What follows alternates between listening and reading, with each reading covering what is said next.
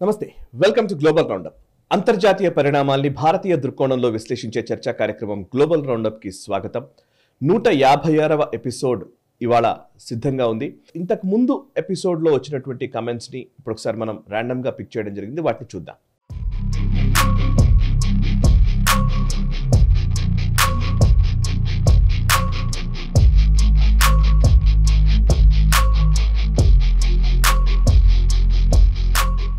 చూసారు కదా, అది 155వ ఎపిసోడ్లో వచ్చిన కొన్ని కమెంట్స్. అవి 156వ ఎపిసోడ్లోకి ఎంటర్ అవుదాం. ఈ వారం ముఖ్యంగా అమెరికా ఎన్నికలకు సంబంధించి కీలక పరిణామాలు కనబడుతున్నాయి. అది ఒకటి. అండ్ బంగ్లాదేశ్లో అటు దాడులు, రాయట్స్ జరుగుతూ ఉన్నాయి. అండ్ లీడ్స్ యూకేలో కూడా ఒక ఉద్రిక్త వాతావరణం నెలకొంది. అండ్ అంతేకాదు, భారతదేశానికి సంబంధించి కూడా ఈవెన్ మైక్రోసాఫ్ట్ అటాక్ తోటి భారతదేశంలో చాలా వరకు విమాన సర్వీసులు ఆగిపోయిన పరిస్థితి, చాలా బ్యాంకింగ్ వ్యవస్థ పైన కూడా విపరీతమైన ప్రభావం చూపింది. దీని వెనకాల డీప్ స్టేట్ ఇన్వాల్వ్మెంట్ ఉంది అని కూడా అంటున్నారు. సో ఇట్లాంటి కీలకమైన పరిణామాల గురించి మనం ఈరోజు చర్చించబోతున్నాము. అండ్ ఇంకా గ్లోబల్ డెవలప్మెంట్స్ గురించి కూడా మనం విశ్లేషించుకోబోతున్నాము. ప్రస్తుతం మనతో ఉన్నారు అంతర్జాతీయ వ్యవహారాల నిపుణులు, విశ్లేషకులు మామిడి గిరిధర్ గారు. వారితో మాట్లాడదాం. నమస్కారం సార్. నమస్తే సాయి. నమస్తే సార్. ఫస్ట్ మనము గత వారం ఎపిసోడ్ ప్రీమియర్ అవుతున్న టైంకి, నిజానికి ఆ రోజు టెలికాస్ట్ చేస్తున్న టైంకి, అప్పటికే మనం రికార్డ్ చేయడం వల్ల అది ఆ రోజు టెలికాస్ట్ అవుతున్న టైంకే డొనాల్డ్ ట్రంప్, ఎవరైతే అమెరికా మాజీ అధ్యక్షుడు అండ్ ప్రస్తుతం రిపబ్లికన్ పార్టీ తరఫున అధ్యక్ష బరిలో నిలుస్తున్నటువంటి వ్యక్తి, డొనాల్డ్ ట్రంప్ పైన అటాక్ జరిగింది, షూటింగ్ జరిగింది. అది ఆయన త్రుటిలో ప్రమాదం తప్పింది. ఆయన లేకపోతే నిజానికి ఆ విజువల్స్ చూస్తుంటే కూడా అరే అసలు చాలా ఒక చిన్న వెంట్రుక వాసితోటి ఆయన ప్రాణాలు నిలబడ్డాయి నిజానికి చెప్పాలంటే. సో అది చాలా భయంకరమైనటువంటి అంశం అది. సో డొనాల్డ్ ట్రంప్ పైన జరిగిన దాడి, అనంతర పరిణామాల గురించి ఫస్ట్ మనం మాట్లాడదాం సార్. ఫస్ట్ ఆ దాడిని ఎలా చూస్తారు మీరు? దానిపై మీ విశ్లేషణ ఏంటి? ఇందాక కరెక్టే నువ్వు చెప్పినట్లు చాలా త్రుటిలో తప్పింది అది. ఎందుకంటే మనం చూస్తే కనుక దాని కంప్యూటర్ సిమ్యులేషన్ కూడా చేశారు వాళ్ళు. అవును. తల ఒక అర ఇంచు ఇటు తిరిగేసరికి అది చెవుకు తగులుకుంటూ వెళ్ళే బుల్లెట్. అంటే సరిగ్గా తలకి ఏం పెట్టారు వాళ్ళు, తలకి ఏం పెట్టి షూట్ చేశారు. బుల్లెట్ అక్కడి నుంచి వచ్చేంతలోపల అర సెకండ్ తిరిగేసరికి చెవుకు తగులుకుంటూ వెళ్ళిపోయింది అది. అంటే ఆ త్రుటిలో ఆయన చనిపోయి ఉండవలసింది. అంతే, పర్ఫెక్ట్గా ఏం చేసి కొట్టింది. ఎందుకంటే అంత దూరంలో కొట్టినప్పుడు గాలి ఉంటుంది, స్పీడ్ ఉంటుంది, ఇవన్నీ చూసుకొని కొడతారు వాళ్ళు.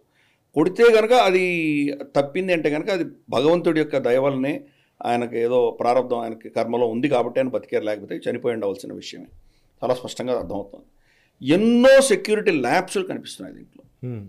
వీళ్ళేమో స్పెషల్ సీక్రెట్ సర్వీస్ ఏమంటున్నారంటే, మా పరిధి దాటి ఉన్నటువంటి పరిధిలో లోకల్ పోలీస్ ఇక్కడ సెక్యూరిటీ ప్రొవైడ్ చేయాలి, వాళ్ళు చేయలేదు అంటున్నారు. అక్కడ లోకల్ ఉన్నటువంటి ప్రజలు ఏం చెప్తున్నారంటే, వీడు పైకి వెళుతుంటే మేము పోలీస్ ఆఫీసర్కి మేము చెప్పాము, వీళ్ళు దాన్ని పట్టించుకోలేదు అని వాళ్ళు అంటున్నారు.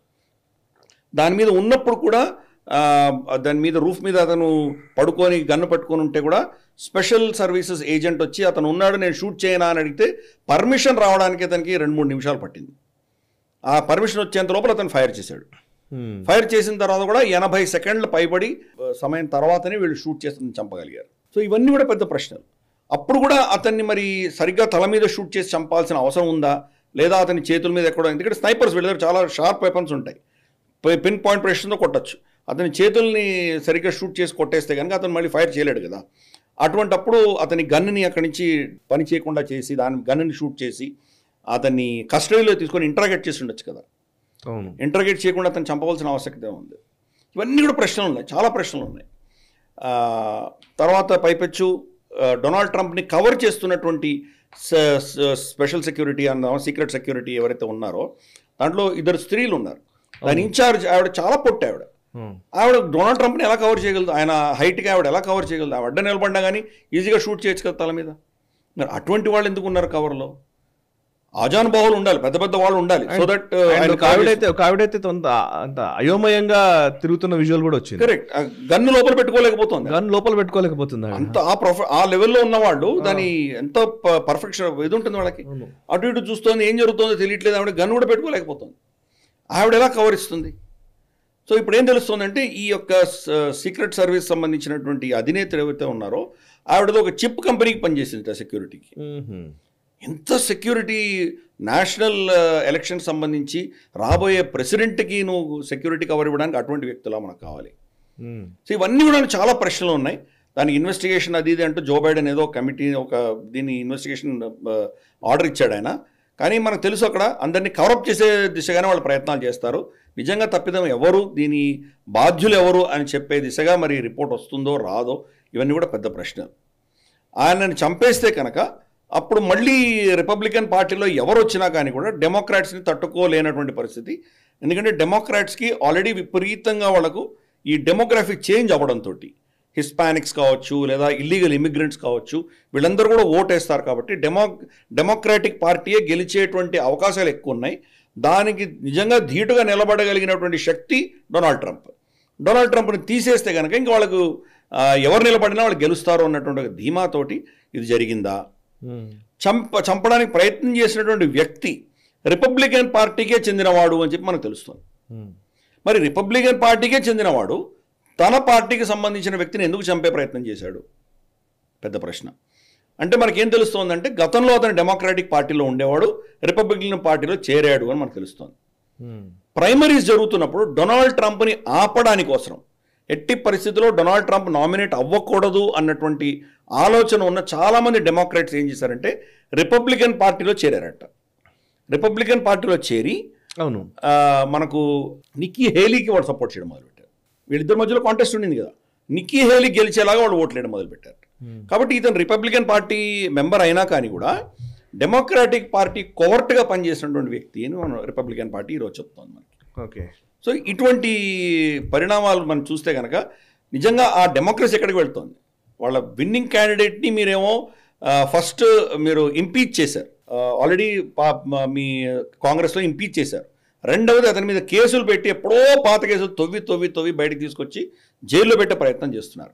ఈ రెండు విఫలమయ్యాయి కాబట్టి అతన్ని చంపే ప్రయత్నం కూడా జరిగింది. సో ఏదో ఒక వ్యక్తి తను వ్యక్తిగతమైన కక్షతో చేశాడు అన్నటువంటి పరిస్థితి కూడా కాదు. ఎందుకంటే ఆ చంపడానికి ప్రయత్నం చేసినటువంటి వ్యక్తి యొక్క చరిత్ర చూస్తే అతను ఇటువంటి పెద్ద కుట్ర ఇంత పెద్ద అటాక్ చేయగలిగినటువంటి నైజం కనిపించలేదు అతని దగ్గర. సరే ఫ్రస్ట్రేటెడ్గా ఉన్నాడు, ఎవరైనా ఫ్రస్ట్రేట్ అయి ఉంటారు, ఫ్రస్ట్రేటెడ్ సోల్ అని అంటున్నారు. కానీ అల్టిమేట్గా ఇతన్ని ఎవరు పంపించారు, ఎవరు వాడుకున్నారు, నిజంగా ఇంకో వేరే శక్తులు ఉన్నాయా, ఇవన్నీ కూడా ఇన్వెస్టిగేషన్లో తేల్తాయా లేదా దీన్ని కప్పిపుచ్చే ప్రయత్నం చేస్తారో చూడాలి మనం. కరెక్ట్. అండ్ డొనాల్డ్ ట్రంప్ పైన జరిగిన అటాక్ తర్వాత తన స్పీచ్ నిజంగా చెప్పేది ఎలక్ట్రిఫైయింగ్ స్పీచ్ అనొచ్చు. ఆర్ఎన్సీ కన్వెన్షన్ సెంటర్లో ఆయన ఇచ్చిన స్పీచ్ నిజానికి ఈ రోజు నేను ఇక్కడ మీ ముందు నిలబడ్డానంటే అది దేవుడి దయ వల్ల, మీ అందరి ఆశీర్వాదం వల్ల అన్నట్టుగా ఆయన మొదలుపెట్టి అసలు చాలా ఇంపార్టెంట్ స్టేట్మెంట్స్ కొన్ని ఇచ్చారు. అక్కడ ట్యాక్స్ పేయర్స్ గురించి మాట్లాడారు. అండ్ అంతేకాదు రష్యా ఉక్రెయిన్ వార్ గురించి ప్రస్తావించారు, ఇజ్రాయెల్ కాన్ఫ్లిక్ట్ గురించి మాట్లాడారు. అండ్ ఒక్కొక్కటైతే చాలా ఏదో మాస్ సినిమాలో చెప్పినట్టు వార్నింగ్ కూడా ఇచ్చారు. సో మీరు మా హాస్టేజెస్ని వదిలిపెట్టండి, నేను పవర్ అడ్మినిస్ట్రేషన్ నేను టేక్ ఓవర్ చేశానంటే మాత్రం ఇంకా మీరు అయిపోయినారు అని చెప్పేసి ఒక వార్నింగ్ కూడా ఇచ్చారు గాజాలో ఉన్న వాళ్ళకి, హమాస్కి. బేసికల్లీ డొనాల్డ్ ట్రంప్ ఇంకా ఈ దెబ్బతో అంటే ఈ అటాక్ తరువాత తన క్రెడెన్షియల్స్ కానివ్వండి, తనకు ఉన్నటువంటి ఫాలోయింగ్ కానివ్వండి, ఒక్కసారిగా జంప్ అయినట్టు కనబడుతుంది, పెద్ద గ్రోత్ అయితే కనబడుతుంది. అండ్ ఈవెన్ చాలామంది లీడర్స్ ఈవెన్ హిస్టరీ చదివితే కూడా అమెరికన్ ప్రెసిడెంట్ల పైన లేకపోతే ప్రెసిడెన్షియల్ క్యాండిడేట్స్ పైన వాళ్ళపైన జరిగిన దాడులు అనేకం ఉన్నాయి హిస్టరీలో చూస్తే. సో ఈ ట్రంప్ పైన జరిగిన అటాక్ తర్వాత అమెరికా ఎన్నికల రాజకీయ ముఖ చిత్రం మారిపోయింది అని చెప్పుకోవచ్చా? అంటే అంత దూరం రావచ్చు, అంత దూరం ఆలోచించవచ్చు అని. కరెక్ట్. తప్పకుండా మార్పు అయితే తప్పకుండా ఉన్నది, పెద్ద మార్పే ఉన్నది, రెండిట్లో మనకు తేడా ఏం లేదు. కాకపోతే మరి రిపబ్లికన్స్ గంటాబద్ధంగా గెలుస్తారా అని మనం చెప్పలేం. ఎందుకంటే ఇంకా 4 నెలలు ఉంది. 4 నెలల్లో మరి డెమోక్రాట్ పార్టీ ఎటువంటి అస్త్రాలు ఉపయోగిస్తుందో మనకు తెలియదు. ఎందుకంటే గత 2 ఎన్నికల్లో కూడా అంటే డొనాల్డ్ ట్రంప్ గెలిచినప్పుడు కానీ లేదా డొనాల్డ్ ట్రంప్ ఓడిపోయినప్పుడు కానీ 2 ఎన్నికల్లో కూడా పాపులర్ ఓటు డెమోక్రాట్స్ దగ్గర ఎక్కువ ఉంది. హిల్లరీ క్లింటన్కి ఎక్కువ ఓట్స్ వచ్చాయి. కానీ ఆ ఎలక్టోరల్ కాలేజ్ దృష్ట్యా డొనాల్డ్ ట్రంప్ గెలవగలిగాడు. అప్పుడు దానికంటే ఆల్మోస్ట్ 30-35% ఎక్కువ ఓట్లు డొనాల్డ్ ట్రంప్ ఓడిపోయినప్పుడు డెమోక్రాటిక్ పార్టీకి వచ్చింది, జో బైడెన్కి వచ్చాయి. దాంట్లో కనీసం అంటే 60-70% ఓట్లు తగ్గితే కానీ వీళ్ళు నిజంగా కళ్ళు మూసుకొని గెలిచేటువంటి పరిస్థితి లేదు వీళ్ళకి, ఎవరికి, రిపబ్లికన్స్కి.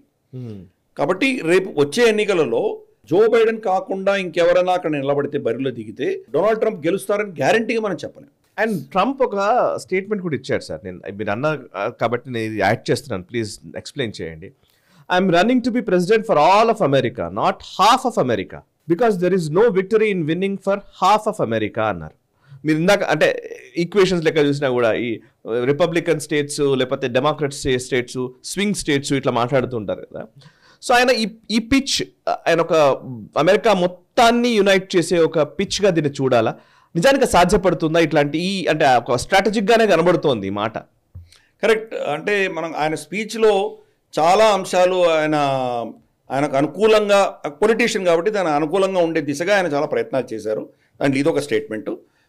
మొత్తం దేశానికి నేను ప్రెసిడెంట్ అవ్వబోతున్నాను, దేశానికి మొత్తం మనం ఫస్ట్ అమెరికా ఫస్ట్ కింద మనం భావించి చేద్దాము, మేక్ అమెరికా గ్రేట్ అగైన్ అనేది వాళ్ళ స్లోగన్ అది. కాబట్టి ఈ దృష్ట్యా మనకు డెమోక్రాట్ అయితే ఏంటి, వాడు రిపబ్లికన్ అయితే ఏంటి, మనం అందరం అమెరికన్సే.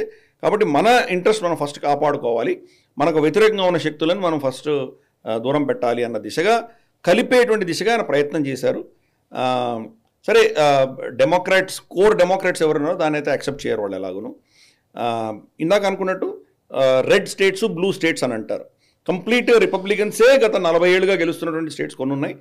అదే పంతాలో 4-5 దశకాలుగా గెలుస్తున్న డెమోక్రాట్ స్టేట్స్ కూడా ఉన్నాయి.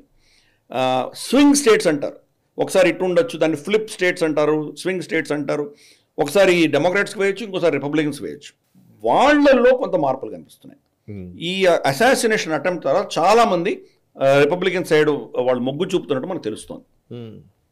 ఇప్పుడున్న సర్వేల ప్రకారం అయితే బహుశా 52%, 53% డొనాల్డ్ ట్రంప్కి మొగ్గు చూపిస్తున్నారు.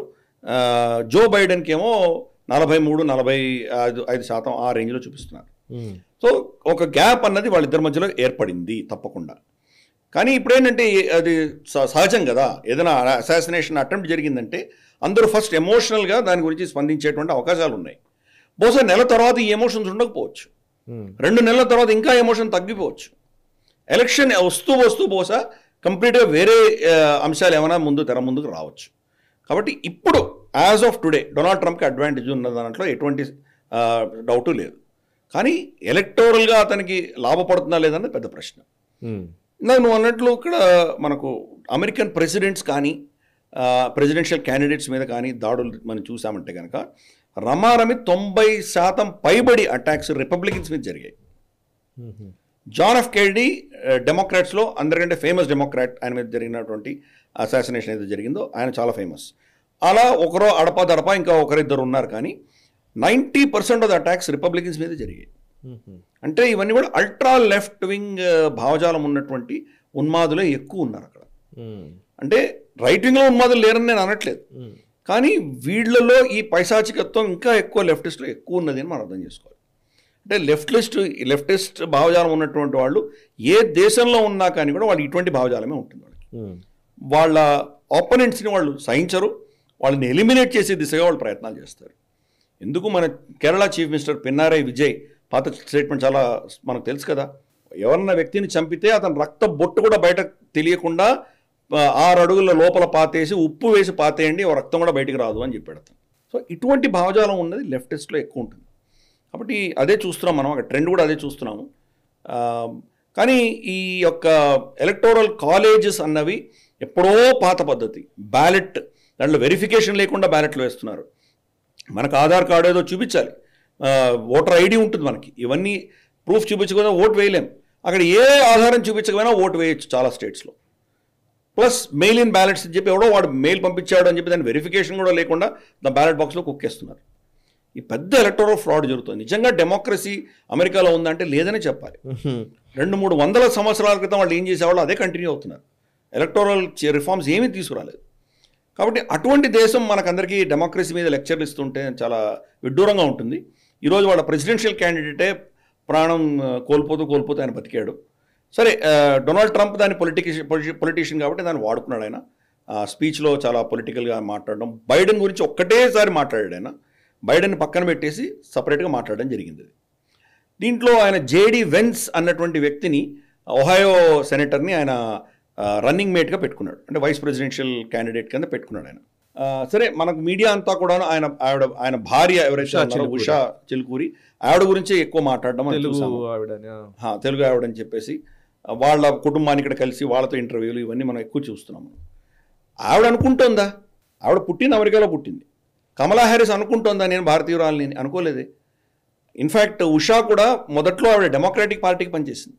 ఆవిడ పనిచేసినటువంటి ఒక లా ఫర్మ్ చాలా అల్ట్రా రెవల్యూషనరీ భావజాలం ఉన్నటువంటి ఒక లా ఫర్మ్లో ఆవిడ పనిచేసింది గతంలో. నిజంగా భారతదేశాన్ని పట్ల అటువంటి యాటిట్యూడే ఉందా, టిపికల్ డెమోక్రాట్ లెఫ్టిస్ట్ ఉన్నటువంటి యాటిట్యూడ్ ఉందా మనకు తెలియదు. కరెక్ట్. రేపటి రోజు అఫీషియల్గా ఆవిడ ఏం మాట్లాడుతుందో మనకు తెలియదు. సరే, ఇక్కడి నుంచి మూలాల నుంచి వెళ్ళినటువంటి వాళ్ళ పిల్ల కాబట్టి ఇక్కడికి వస్తే గౌరవం ఎలాగో ఇస్తాం మనం, అది పెద్ద విషయం కాదు.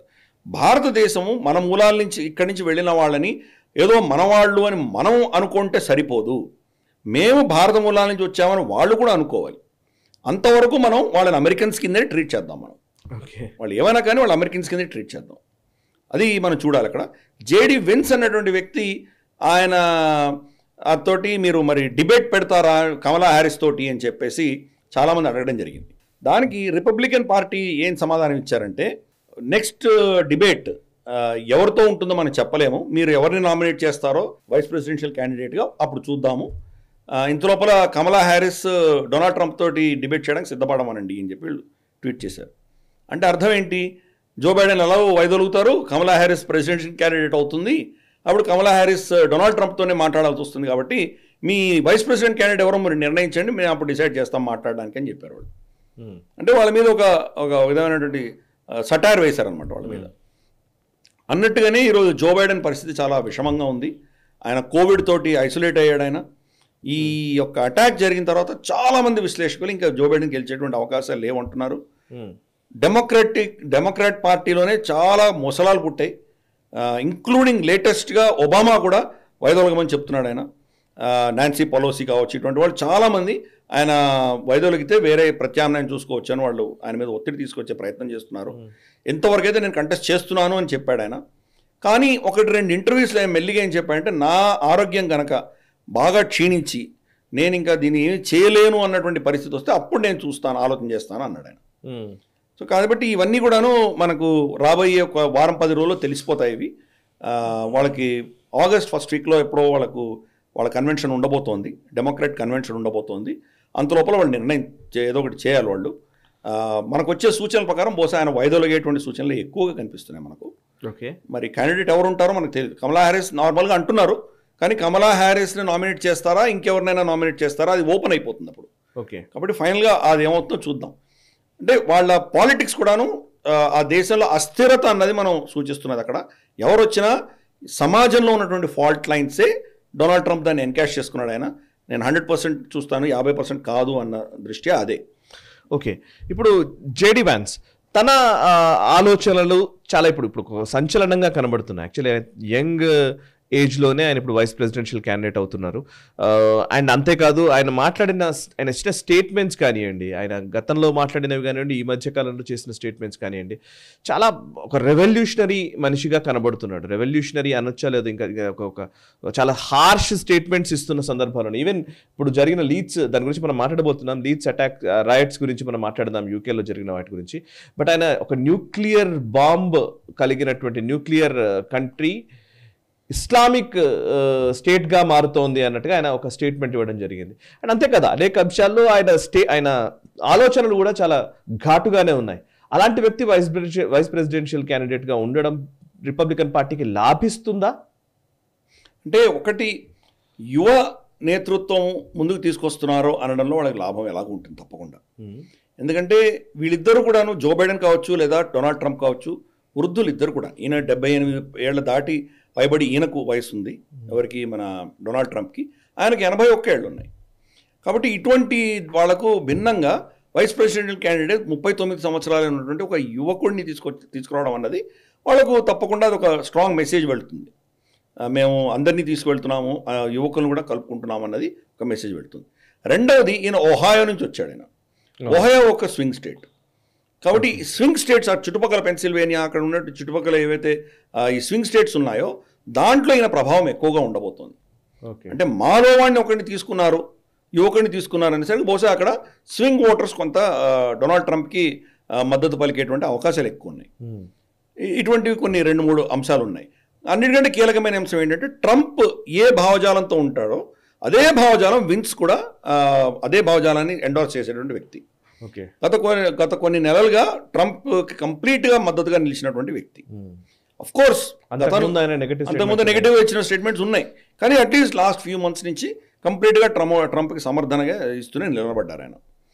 ఆ యువరక్తం బహుశా కొన్ని తప్పు స్టేట్మెంట్స్ కూడా ఇచ్చి ఉండొచ్చు ఆయన. ఫర్ ఇన్స్టెన్స్ ఇందాక నువ్వు అన్నట్లు యూకేని ఆయన అన్నది ఏంటంటే UK is going to be the first nuclear powered Islamic country అన్నాడు ఆయన. బట్ అఫ్ కోర్స్ అంతకంటే ముందర ఇస్లామిక్ కంట్రీ పాకిస్తాన్ ఉంది కదా న్యూక్లియర్ పవర్. బహుశా యూరోప్ అని ఉంటే బాగుండేది. Anyway that's okay, technical issue మనం వెళ్ళొద్దు. బట్ సూచన ఏంటంటే యూకే ఇస్లామైజేషన్ అవుతోంది అన్న దాంట్లో ఆయన చెప్పినటువంటి స్టేట్మెంట్ చూస్తున్నాం. మీరు అక్కడ లీడ్స్ కావచ్చు, ఇతరత్ర జరుగుతున్నటువంటి అంశాలు కావచ్చు, లేబర్ పార్టీ యొక్క పాలసీలు కావచ్చు, సోకాల్డ్ ఇంక్లూజన్ పేరు మీద వాళ్ళు ముస్లిమ్స్కి పెద్ద పీఠ వేయడం అన్నీ చూసాము. 9-10 మంది మేయర్లు గెలవగా చూసాము అక్కడ మనం. మనకు సాదిక్ ఖాన్ వచ్చేసి మనకు లండన్ మేయర్గా ఉన్నాడు ఆయన. సో దీనివల్ల ఇవన్నీ మనం చూస్తున్నాం ఎలా ఇస్లామీకరణ అవుతోంది అక్కడ క్రమేపీ మనం చూస్తున్నాం మనం. కాబట్టి ఆయన ఇచ్చిన స్టేట్మెంట్లో కంప్లీట్గా మనం తీసిపారేయలేం, కానీ అంత డ్రామాటిక్గా స్టేట్మెంట్ బహుశా ఇవ్వకుండా ఉండేది సరిపోయిండేది. ఎనీవే మనకు యువరక్తం కాబట్టి కొంత ఇటువంటి ఎక్స్ట్రీమ్ స్టేట్మెంట్స్ అన్నది ఆయన ఇచ్చారు గతంలో. మరి వైస్ ప్రెసిడెంట్గా ఆయన ఎలా ప్రవర్తిస్తారో వేచి చూడాలి మనం. బట్ రెండు పార్టీలు కూడా, డెమోక్రాటిక్ పార్టీ కావచ్చు, రిపబ్లికన్ పార్టీ కావచ్చు, నేతృత్వంలో వీళ్ళకి చాలా ఛాలెంజెస్ ఉన్నాయి. అంత సునాయాసంగా వాళ్ళకు అందరినీ కలుపుకొని వెళ్ళేటువంటి నైజం మనకి ఇక్కడ కనిపించట్లేదు. సరే చూద్దాం జేడీ వెన్స్ మరి ఆయన ఎంతవరకు లాభం తీసుకొస్తారో ట్రంప్కి వేచి చూద్దాం. Okay right sir. ఇక నెక్స్ట్ అంశము మైక్రోసాఫ్ట్ అవుటేజ్ గురించి. ఇది ప్రపంచం మొత్తాన్ని ఒక్కసారి నివ్వెరపరిచింది. ప్రపంచంలో చాలా లావాదేవీలు బ్యాంకింగ్ సెక్టర్కి సంబంధించి అండ్ ఈవెన్ విమానాల రాకపోకలు అన్నీ స్తంభించిపోయాయి. చాలా ఫ్లైట్స్ ఈవెన్ మన భారతదేశంలో కూడా విస్తార కావచ్చు, ఇండిగో కావచ్చు, స్పైస్ జెట్, ఆకాశ ఎయిర్ అవన్నీ కూడా చాలా ఫ్లైట్స్ క్యాన్సిల్ చేశారు. ఒకసారిగా మైక్రోసాఫ్ట్లో పైన ఒక సైబర్ అటాక్ జరగడము దాని మీద మొత్తం మైక్రోసాఫ్ట్ విండోస్ చాలా ప్రాంతాల్లో పనిచేయని పరిస్థితులు ఇవన్నీ వచ్చాయి. ఇది నిజంగా దీని మీద మీరు అఫ్ కోర్స్ మీరు పూర్తి డీటెయిల్డ్ ఇంటర్వ్యూ నేషనల్ స్టబ్లో చేశారు, అవి మీరు కూడా చూడొచ్చు. డీటెయిల్డ్ ఇంటర్వ్యూ రాజు మా ప్రెజెంటర్ రాజు చేశారు, గిరిధర్ గారు, దాన్ని కూడా మీరు చూడండి, అది నేను ఈ డిస్క్రిప్షన్లో పెడతాను. బట్ ఎస్ అయితే మనం గ్లోబల్ రౌండప్లో మాట్లాడాలి అని అంటే crowd strike the US cyber security platform ఏదైతే ఉందో అది వాళ్ళ చేసిన ఒక చిన్న అప్డేట్ వల్ల ఇదంతా ప్రాబ్లం వచ్చింది అని even Satya Nadella Microsoft CEO Satya Nadella statement ఇచ్చారు. సో యా ఈ క్రౌడ్ స్ట్రైక్ ఏంటి అసలు జరిగిన దాని వెనకాల ఏదో కుట్ర ఉంది అనే ఒక అభిప్రాయం అఫ్కోర్స్ మీరు మీ ఇంటర్వ్యూలో మీరు చాలా స్పష్టంగా చెప్పారు. సో ఏంటది ఒకసారి చెప్తారా గ్లోబల్ రౌండ్ ప్రేక్షకుల కోసం? అంటే మనకు క్రౌడ్ స్ట్రైక్ అన్నటువంటి ఏదైతే సంస్థ ఉన్నదో అది సైబర్ సెక్యూరిటీ, సైబర్ అటాక్స్ అవ్వకుండా కాపాడేటువంటి ఒక టెక్నాలజీ వాళ్ళు ఇచ్చారు కాబట్టి మైక్రోసాఫ్ట్ దాన్ని వాడుతోంది. మైక్రోసాఫ్ట్ ప్రోడక్ట్స్ అన్నిటికీ వీళ్ళు సైబర్ అటాక్స్ అవ్వకుండా ఆపేటువంటి టెక్నాలజీ వీళ్ళ దగ్గర ఉన్నది. ఈ కంపెనీ చరిత్ర మనం చూసామంటే ఈ కంపెనీ గతంలో మనకు హిలరీ క్లింటన్ ఎన్నికల్లో బరిలో ఉన్నప్పుడు హిలరీ క్లింటన్ తర్వాత వాళ్ళ డిఎన్సి డెమోక్రాట్ నేషనల్ కన్వెన్షన్ సంబంధించినటువంటి ఈమెయిల్స్ అన్ని లీక్ అయ్యాయి. జూలియో అసాంజ్ వికీలీక్స్ లీక్ చేశారు. లీక్ చేస్తే కనుక ఎవరు లీక్ చేశారు? వాళ్ళ డిఎన్సి చైర్మన్ రిజైన్ చేయాల్సి వచ్చింది. ఎవరు లీక్ చేశారు అంటే కనుక జూలియో అసాంజ్ ఏమో ఒక వాళ్ళ పార్టీకి సంబంధించినటువంటి 27 ఏళ్ల వ్యక్తి నాకు ఇచ్చారు, దాని ప్రకారం నేను లీక్ చేశాను అని చెప్పడం జరిగింది. ఆ 27 ఏళ్ల మనిషి ఎవరు అంటే అతని పేరు చెప్పలేదు, కానీ కొన్ని రోజుల క్రితం అతన్ని చంపేశారు అని కూడా చెప్పడం జరిగింది. అప్పుడు ఆ ఘటనల్లో ఆ సంఘటనల్లో ఈ ఎలా లీక్ అయింది అన్న విషయంలో డొనాల్డ్ ట్రంప్ రష్యా సహాయంతో లీక్ చేయించాడు, డొనాల్డ్ ట్రంప్కి రష్యన్ ఏజెన్సీస్కి కనెక్షన్ ఉన్నది అని ప్రూవ్ చేయడానికి కోసం అని చెప్పి డెమోక్రాట్ నేషనల్ కన్వెన్షన్ చాలా ప్రయత్నాలు చేసింది. వాటిల్లో క్రౌడ్ స్ట్రైక్ అనేది చాలా కీలకమైంది. క్రౌడ్ స్ట్రైక్కి వాళ్ళు కాంట్రాక్ట్ ఇచ్చి అలా చెప్పించడానికి ప్రయత్నాలు జరిగాయి. క్రౌడ్ స్ట్రైక్ కూడా ఏం చేసిందంటే ఇలా జరిగి ఉండవచ్చు, అలా సూచనలు ఉన్నాయంటూ వాళ్ళు స్పష్టంగా చెప్పకుండా ఏదో వేగ్గా స్టేట్మెంట్ ఇచ్చారు, రిపోర్ట్ ఇచ్చారు. వాళ్ళు రిపోర్ట్ ఇచ్చి ఎన్నికల టైంలో మాత్రం ప్రశ్నలు అన్నది ప్రజల్లో ప్రశ్నలు పుట్టే దిశగా వాళ్ళు ప్రయత్నం తప్పకుండా చేశారు. తర్వాత పెద్ద కమిషన్ పెడితే కనుక క్రౌడ్ స్ట్రైక్ చెప్పిందంత తప్పు, ఇదేం లేదు, రష్యన్ ఇన్వాల్వ్మెంట్ లేదు, ఈ లీక్ అవ్వడానికి కారణం వాళ్ళ పార్టీలో ఉన్నటువంటి వ్యక్తే లీక్ చేశాడు అని తర్వాత బయటకు వచ్చింది. అది సో అందుకని ఇవన్నీ కూడా ఏంటంటే ఆఖరి క్షణం, ఎన్నికల ముందర ఆఖరి క్షణంలో ఒక ఫేక్ నారేటివ్ నడిపిస్తే కనుక ప్రజల యొక్క ఆలోచన దాన్ని మార్పు చేసి మీకు ఎలా కావాలంటే అలా వాళ్ళ చేత ఓటు వేయించుకునేటువంటి ఒక పెద్ద కుట్ర జరిగింది అప్పుడు హిల్లరీ క్లింటన్ సమయంలో. ఆ కుట్రలో కీలక పాత్ర పోషించింది ఈ క్రౌడ్ స్ట్రైక్. పైపెచ్చు వీళ్ళ ఫండర్స్లు ఎవరు చూస్తే కనుక బ్లాక్ రాక్ పెద్ద సీరియస్ ఫండర్ వీళ్ళకి. ఇవన్నీ కూడా డాట్స్ కనెక్ట్ చేసుకుని చూసుకున్నామంటే తప్పకుండా ఇదేదో చిన్న గ్లిచ్ వచ్చిందో, చిన్న టెక్నికల్ ఫాల్ట్ వచ్చిందో మనం తీసివేయడానికి వీల్లేదు. ఎందుకంటే వాళ్ళ ఫండింగ్ ఏజెన్సీస్ ఏంటి అచీవ్మెంట్ ఏం చేస్తారు. సో దీని వెనకాల ఇంకా మనం వెళ్ళామంటే అందుకని ఆ డీటెయిల్గా మన ప్రేక్షకులందరూ ఆ వీడియో చూడమని మనం కూడా చెప్దాం. మనం తప్పకుండా ఆ వీడియో చూడండి, చాలా డీటెయిల్గా దాంట్లో చెప్పడం జరిగింది. దీని వెనకాల ఉన్నటువంటి హస్తాలు ప్రపంచంలో ఉన్నటువంటి deep states. For instance Rockefeller కావచ్చు, బ్లాక్ రాక్ కావచ్చు, వీళ్ళందరూ కూడాను they part of the deep state. Bill Gates వీళ్ళందరూ పార్ట్ ఆఫ్ డీప్ స్టేట్. వీళ్ళందరినీ అనుసంధానం చేస్తున్నటువంటి WEF, World Economic Forum. Klaus Schwab video viral అయింది. వీడియోలో ఏం చెప్తున్నాడు ఆయన, పెద్ద మేజర్ సైబర్ అటాక్ అవ్వబోతోంది ఫ్యూచర్లో.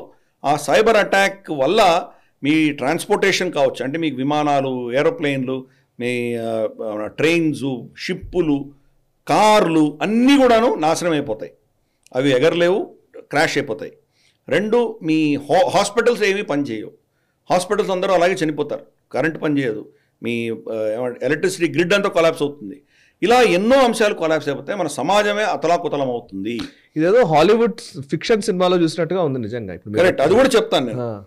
COVID-19 వచ్చినప్పుడు ఎంతమంది చనిపోయారో అది ఒక చిన్న ఇబ్బంది కింద మీరు అనుకుంటారు ఈ సైబర్ అటాక్స్ వల్ల జరిగే పరిణామాలు చూస్తే అని ఆయన ఇచ్చాడు స్టేట్మెంట్. అంటే కోవిడ్లో మనం ఎంత నష్టపోయామో, ఎంత సఫర్ అయ్యామో, ఈ సైబర్ అటాక్స్ ముందర అది ఏమీ లేదు అని అనుకుంటారు మీరు. అంత పెద్ద అటాక్స్ రాబోతున్నాయని ఆల్రెడీ వార్నింగ్ ఇచ్చాడు ఆయన. హాలీవుడ్ సినిమా అంటున్నావు కదా, అటువంటి పేరుతో, అటువంటి థీమ్తో ఒక సినిమా వచ్చింది ఆల్రెడీ. ఆ సినిమా పేరు లీవ్ ద వరల్డ్ బిహైండ్ అన్నటువంటి నెట్ఫ్లిక్స్లో ఉంది. లీవ్ ద వరల్డ్ బిహైండ్ అని జూలియా రాబర్ట్స్ దాంట్లో ఒక మెయిన్ ఇంపార్టెంట్ పార్ట్ ఆవిడ ప్లే చేసింది. ఆఖరికి దాంట్లో షిప్, ఏరోప్లైన్స్ క్రాష్ అయిపోతే కనుక ఆ కుళ్ళిపోతున్న శవాలు కూడా చూపిస్తారు వాళ్ళు వెళ్ళి చూస్తే కనుక శవాలన్నీ కుళ్ళిపోతుంటాయి. షిప్పులు ఒడ్డు వచ్చేసి క్రాష్ అయిపోతుంటాయి. అలాగ ప్రతి అంశం కూడా ఎలా క్షీణదశకు వస్తుంది, ప్రపంచమంతా ఎలా నాశనం అవుతుంది అని వాళ్ళు దాన్ని చూపించడం ప్రయత్నం చేశారు వాళ్ళు. జంతువులకు కూడా వాళ్ళకు డైరెక్షన్లు మారిపోయి చాలా ఇబ్బంది పడి ఎటో వచ్చేసి పట్టణాల్లోకి వచ్చేస్తుంటాయి జంతువులు. సో ఇవన్నీ కూడా దాంట్లో సినిమాలో చాలా స్పష్టంగా చూపించడం జరిగింది. మనం నేపథ్యం దీని యొక్క హిస్టరీ వెళ్ళి చూసామంటే 2011లో కంటేజియన్ అని చెప్పి ఒక సినిమా తీశారు. దాంట్లో పెద్ద పాండమిక్ మహమ్మారి వస్తే కనుక ప్రపంచం ఎలా ఉంటుంది అని దాన్ని చాలా స్పష్టంగా దాంట్లో వర్ణించడం జరిగింది. 2020లో వచ్చినటువంటి కోవిడ్ పాండమిక్ ఆ సినిమాలో చూపించిన దాంట్లో కామా ఫుల్ స్టాప్ కూడా తేడా లేకుండా ఎగ్జాక్ట్గా అలాగే జరిగింది. కరెక్ట్. వీధిలో నడుస్తున్న వాడు పని చచ్చిపోవడం, మొత్తం ఊర్లే మూసేయడము, దానికి వ్యాక్సిన్ లేక, మందు లేక వీళ్ళు చనిపోవడము, మన దగ్గర బంధువులు, కొడుకులు, తల్లులు, తండ్రులు వాళ్ళు చనిపోతున్నా వాళ్ళ దగ్గరికి మనం వెళ్ళలేకపోవడము, ఇవన్నీ కూడా ఆ సినిమాలో చూపించారు కంటేజియన్లో. దాంట్లో కేట్ విన్సెట్, గ్వానెత్ పాల్త్రో లాంటి పెద్ద పెద్ద వీళ్ళందరూ కూడా దాంట్లో యాక్టర్స్ దాంట్లో పనిచేశారు. దాంట్లో అంటే 9 ఏళ్ల లోపల ఆ సినిమాలో వాళ్ళు ఏం చూపించారో ఎగ్జాక్ట్గా అదే జరిగింది. లీవ్ ద వరల్డ్ బిహైండ్ అన్న సినిమా వచ్చిన సంవత్సరం లోపల మొదటి అటాక్ ఇది మైక్రోసాఫ్ట్ జరిగింది. ఇది ఒక ట్రైలర్ మాత్రమే, ఇంకా పిక్చర్ రావాలి. అంటే ఈ యొక్క చిన్న దెబ్బకే మనకు ఏం చేయొచ్చో కూడా మనకు అర్థమవుతుంది. అదృష్టవశాత్తు ఒక్క ఏరోప్లేన్ కూడా కూలిపోలేదు నిజంగా. ఆకాశంలో తిరుగుతున్న వాటిని దిగద్దండి, మీరు ల్యాండ్ అవ్వకండి, తిరగండి పైన అని చెప్పి వార్నింగ్ ఇచ్చారు. మెల్లిగా ఇంకేదో ప్రోటోకాల్స్ తీసి వాళ్ళు మెల్లిగా దించారు వాళ్ళని. సపోజ్ అది కన్నా ఫెయిల్ అయిందంటే, ఫ్యూల్ అయిపోతే ఏమవుతారు వాళ్ళు? క్రాష్ ల్యాండ్ అవ్వక తప్పదు కదా. నావిగేషన్స్ పోయినాయంటే వాళ్ళు ఏమవుతారు? క్రాష్ ల్యాండ్ అవ్వక తప్పదు కదా. అంటే ఆల్రెడీ ఇంత ఘోరం మేము చేసే శక్తి మాకు ఉంది అని ఒక డెమాన్స్ట్రేషన్ వచ్చింది. మైక్రోసాఫ్ట్ మీద సైబర్ అటాక్ జరిగిందని చెప్తే వాళ్ళ మీద నమ్మకం పోతుంది కదా. అందుకనే సైబర్ అటాక్ అని చెప్పండి, ఏదో చిన్న టెక్నికల్ గ్లిచ్ వచ్చింది, మేము సరిదిద్దాం దాన్ని అని వాళ్ళు చెప్పుకుంటున్నారు. తప్పకుండా ఇది ఒక పెద్ద కాన్స్పిరసీ కిందే జరిగింది. ఇది WEF దగ్గర నుంచి, డీప్ స్టేట్ దగ్గర నుంచి వీళ్ళందరూ కలిసి చేస్తున్నటువంటి పెద్ద భయంకరమైనటువంటి కుట్ర అని మనం భావించాలి. ఐ థింక్ ఈ టాపిక్కి మనం ప్రస్తుతానికి ఇంతనే మాట్లాడదాం. రైట్. మిగతా అంతా కూడా మనం చాలా డీటెయిల్గా ఆ వీడియోలో మీరు డీటెయిల్డ్ ఇంటర్వ్యూ ఈ వీడియో డిస్క్రిప్షన్లో ఆ లింక్ని మేము పొందుపరిచాము, అది ఖచ్చితంగా చూసే ప్రయత్నం చేయండి. సో దట్ ఈ అంశానికి సంబంధించి మైక్రోసాఫ్ట్కి సంబంధించి వెనకాల ఉన్న శక్తుల గురించి పూర్తి అవగాహన రావడానికి అవకాశం ఉంటుంది. అండ్ ఇక నెక్స్ట్ అంశం సార్, బంగ్లాదేశ్లో రైట్స్. బంగ్లాదేశ్లో నిజంగా మనము బేసికలీ మనం వెళ్ళొచ్చిన ట్రిప్ నాకు ఇప్పటికీ గుర్తుంది. యాక్చువల్లీ బంగ్లాదేశ్ ఎప్పుడు కూడా మనం ఎన్నోసార్లు అక్కడ ఉన్న ప్రతి ప్లేస్లో చాలామంది చెప్పిన మాట ఏంటంటే, ఎప్పుడు ఏమి జరుగుతుందో ఎవరికీ తెలియదు, అంటే ఏదైనా జరగవచ్చు, ఇదంతా కేవలం నివురుగప్పిన నిప్పులా ఉంది అనే భయంలోనే హిందువులు అక్కడ అందరూ ఉన్నారు.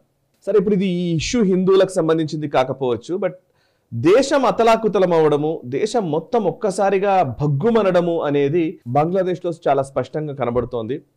ఇప్పటికే సుమారు 105 మంది చనిపోయారని తెలుస్తోంది ఈ దాడుల్లో. అక్కడ స్టూడెంట్స్ పెద్ద ఎత్తున ఆందోళన చేస్తున్నారు. అండ్ యాక్చువల్లీ గవర్నమెంట్తో సంబంధం లేని విషయం ఇది. ఒక కోర్టు ఇచ్చిన తీర్పు ఇంత పెద్ద గందరగోళానికి, ఇంత పెద్ద మారణ హోమానికి దారితీస్తుందా అని అనిపిస్తోంది.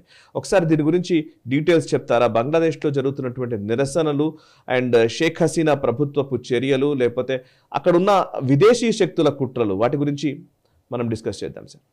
అంటే మనకు షేక్ హసీనా చైనాకి వెళ్ళొచ్చారు ఆవిడ. అవును, 4 రోజులు ఉండి రావాల్సింది ఆవిడ. ముందస్తుగానే ఒక రోజు ముందుగానే ఆవిడ బయలుదేరి వచ్చేసారు. ఆమెకు చాలా అవమానం జరిగింది అని. అంటే షీ జింగ్పింగ్ ఏదో 10 నిమిషాలు మాట్లాడేసి ఏదో 4 ఫోటోలు తీసి పంపించేశాడు ఆయన. చిన్న జూనియర్ లెవెల్ ఏంటంటే మినిస్టర్లే ఆవిడని కలిశారు. వాళ్ళ ఫారెన్ మినిస్టర్ వాంగ్ యీ కూడా వీళ్ళ ఫారెన్ మినిస్టర్ని కలవలేదు. అంటే మీరు ఒక చిన్న ఏదో మా సామంతులు అన్నటువంటి భావన వాళ్ళకు ఉండింది. $5 బిలియన్ పెట్టుబడి కానీ అప్పు కానీ అక్కడి నుంచి చైనా నుంచి వస్తుంది అనుకొని ఆవిడ వెళ్ళారు. $100 మిలియన్ MOUలు మాత్రమే సైన్ చేసి పంపించారు వాళ్ళు. అలాగే దాంట్లో ఒక 1 బిలియన్ ఏదో తీస్తాగిస్తామన్నారు, ఏదో కంటి తుడుపుగా చేయడం జరిగింది. ఇంకా అంతకంటే భయంకరమైంది ఏంటంటే, వాళ్ళు కోరింది ఏంటంటే, బంగ్లాదేశ్లో ఇస్లామిక్ రాడికలైజేషన్ చాలా విపరీతంగా ఉంది కాబట్టి చైనా సిలబస్, చైనా ఇచ్చినటువంటి కంటెంట్ని మీ కాలేజెస్లో, యూనివర్సిటీస్లో దాన్ని ప్రమోట్ చేయండి, చేస్తే మీకు ఫండింగ్ ఎక్కువ ఇస్తామని చెప్పడం జరిగింది.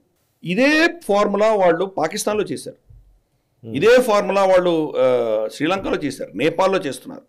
మన చుట్టుపక్కల ఉన్నటువంటి దేశాలంతట్లో కూడాను సైనిసైజేషన్ అంటారు. అంటే వాళ్ళని కూడా చైనాని గౌరవిస్తూ చైనానే గొప్పది అనుకునేటువంటి కొన్ని తరాలను తయారు చేసే దిశగా వాళ్ళు దాని మీద ఇన్వెస్ట్మెంట్స్ పెడుతున్నారు. వాళ్ళు బంగ్లాదేశ్ లిబరేషన్కి సంబంధించినటువంటి కుటుంబం షేక్ హసీనాది కాబట్టి వాళ్ళ దేశం, ఆవిడ చాలా దేశభక్తురాలు. ఈ దేశానికి వ్యతిరేకంగా ఒక 2-3 తరాలు తయారవుతాయన్న దీంతో ఆవిడ దాన్ని ససేమిరా అని చెప్పి తిరస్కరించి వచ్చింది ఆవిడ. కానీ అదే యూనివర్సిటీస్, అదే పిల్లల్ని వీళ్ళు వాడుకున్నారు. ఆవిడ తిరిగి వచ్చిన 48 గంటల లోపులే పెద్ద విధ్వంసం జరగడం అని మనం చూసాం. దీని వెనకాల ఇమ్మీడియట్ కనెక్షన్ పాకిస్తాన్ నుంచి ఉంది తెలుస్తుంది మనకి. జమాతే ఇస్లామీ వీళ్ళందరూ కూడా పాకిస్తాన్ ఎగ్జిక్యూట్ చేసింది పాకిస్తాన్ వెనకాల హస్తం తప్పకుండా చైనానే ఉన్నది. దాంట్లో షేక్ హసీనా ఇచ్చిన ఒక స్టేట్మెంట్ కూడా వాళ్ళకి బలం ఇచ్చింది. ఈ అజిటేషన్ చేస్తున్న వాళ్ళు రజాకర్లు అనింది ఆవిడ. బంగ్లాదేశ్లో రజాకర్లు అన్న పదానికి అర్థం ఏంటంటే పాకిస్తానీలు అని. ఓకే, వాళ్ళు పాకిస్తాన్లో అక్కడ 71లో ఊచకోత కోసి లక్షలాది మంది బంగ్లాదేశ్ని వాళ్ళు పొట్టన పెట్టుకున్నారు కాబట్టి వాళ్ళకు వ్యతిరేకమైనటువంటి స్టేట్మెంట్ రజాకర్. కానీ ఇక్కడ ఉన్నటువంటి స్టూడెంట్స్, మేము బంగ్లాదేశీలం, మేము ఇక్కడ ఉన్నటువంటి వాళ్ళం, మేము దేశభక్తులం, మాకు మీరు రిజర్వేషన్ తీయమని అడిగితే మమ్మల్ని పాకిస్తానీలు అంటావా నువ్వు అని చెప్పి ఇంకా వాళ్ళలో ఆవేశం పెరగడం అని మనం చూసాం. దానికి ఆజ్యం పోసింది పాకిస్తాన్ నుంచి వస్తున్నటువంటి హ్యాండిల్స్ కానీ ఇవన్నీ కానీ. సో అది చాలా విస్తృత స్థాయిలో వెళ్ళిపోయేసరికి ఇంకా మన ఆర్మీని బరిలో దింపాల్సి వచ్చింది. ఇప్పుడు కర్ఫ్యూ ఉన్నది ఢాకాలో. కానీ మనం కలిసాం కదా బంగ్లాదేశ్లో చందన్ లోహియా ఏమంటున్నారు సార్? ఆయన ఏమంటున్నారంటే, మేజర్ సిటీస్లో గొడవలు ఉన్నాయి, ఎస్పెషలీ ఢాకాలో ఎక్కువగా ఉంది, మిగతా సిటీస్లో కొద్దిగా అక్కడక్కడ ఉన్నాయి, కానీ మేజర్ సిటీస్లో ఉన్నాయి, రూరల్ ఏరియాస్లో ఇంకా ఇంతవరకు పాకలేదు అని అనడం జరిగింది. కాబట్టి బహుశా ఇమ్మీడియట్గా షేక్ హసీనాకు దానివల్ల ముప్పు ఉండకపోవచ్చు, దీనికి ఎవరికైనా కంట్రోల్ చేయగలిగిందంటే ముప్పు ఉండకపోవచ్చు. కానీ ఒక పెద్ద ప్రమాద గంటిగా మాత్రం ఉంది, ఇప్పుడు మనం యాక్సెప్ట్ చేయాలి. భారతదేశం కూడా అడ్వైజరీ ఇచ్చాం, మన పిల్లలందరూ కేర్ఫుల్గా ఉండండి అని చెప్పడం, మీరు అవసరమైతేనే ఇంటి నుంచి బయటకు వెళ్ళండి, అలాగే బంగ్లాదేశ్ పర్యటన చేయదలుచుకున్న వాళ్ళు మీరు పోస్ట్పోన్ చేసుకోండి అని కూడా మనం అడ్వైజరీ ఇవ్వడం జరిగింది. రమారమి ఒక 400-500 మంది మన పిల్లలు తిరిగి వచ్చేసారు బంగ్లాదేశ్ నుంచి మళ్ళీ కొన్ని వేల మంది, ఆల్మోస్ట్ ఒక 5-6 వేల మంది అక్కడ చదువుకుంటారు మన పిల్లలు. వాళ్ళు తిరిగి రావడం జరిగింది. 400-500 మంది తిరిగి రావడం జరిగింది. బంగ్లాదేశ్ స్టూడెంట్ ఎడ్యుకేషన్ సమర్థనగా కోల్కతాలో స్టూడెంట్స్ కూడా వాళ్ళు ఎడ్యుకేషన్ చేస్తున్నారు. ఇది మనకు ఒక విషయం ఉన్నది మనకు. ఫర్ ఇన్స్టెన్స్ అంటే ఇది మనకు ఈ బ్రిటిష్ వాళ్ళు గీత గీసిపోయినా కానీ కూడా గీత ఆవలి పక్కన ఉన్నటువంటి సంస్కృతి, గీతకి ఇటు సైడ్ ఉన్న సంస్కృతి కలుస్తాయి కాబట్టి వీళ్ళ ఆటోమేటిక్గా వాళ్ళ మీద ఉన్నటువంటి సానుభూతి అన్నది మనం చాలా ప్రాంతాల్లో చూసాం. ఫర్ ఇన్స్టెన్స్ తమిళనాడులో మనం లంకన్ తమిళ్స్ పట్ల చూసాం మనం.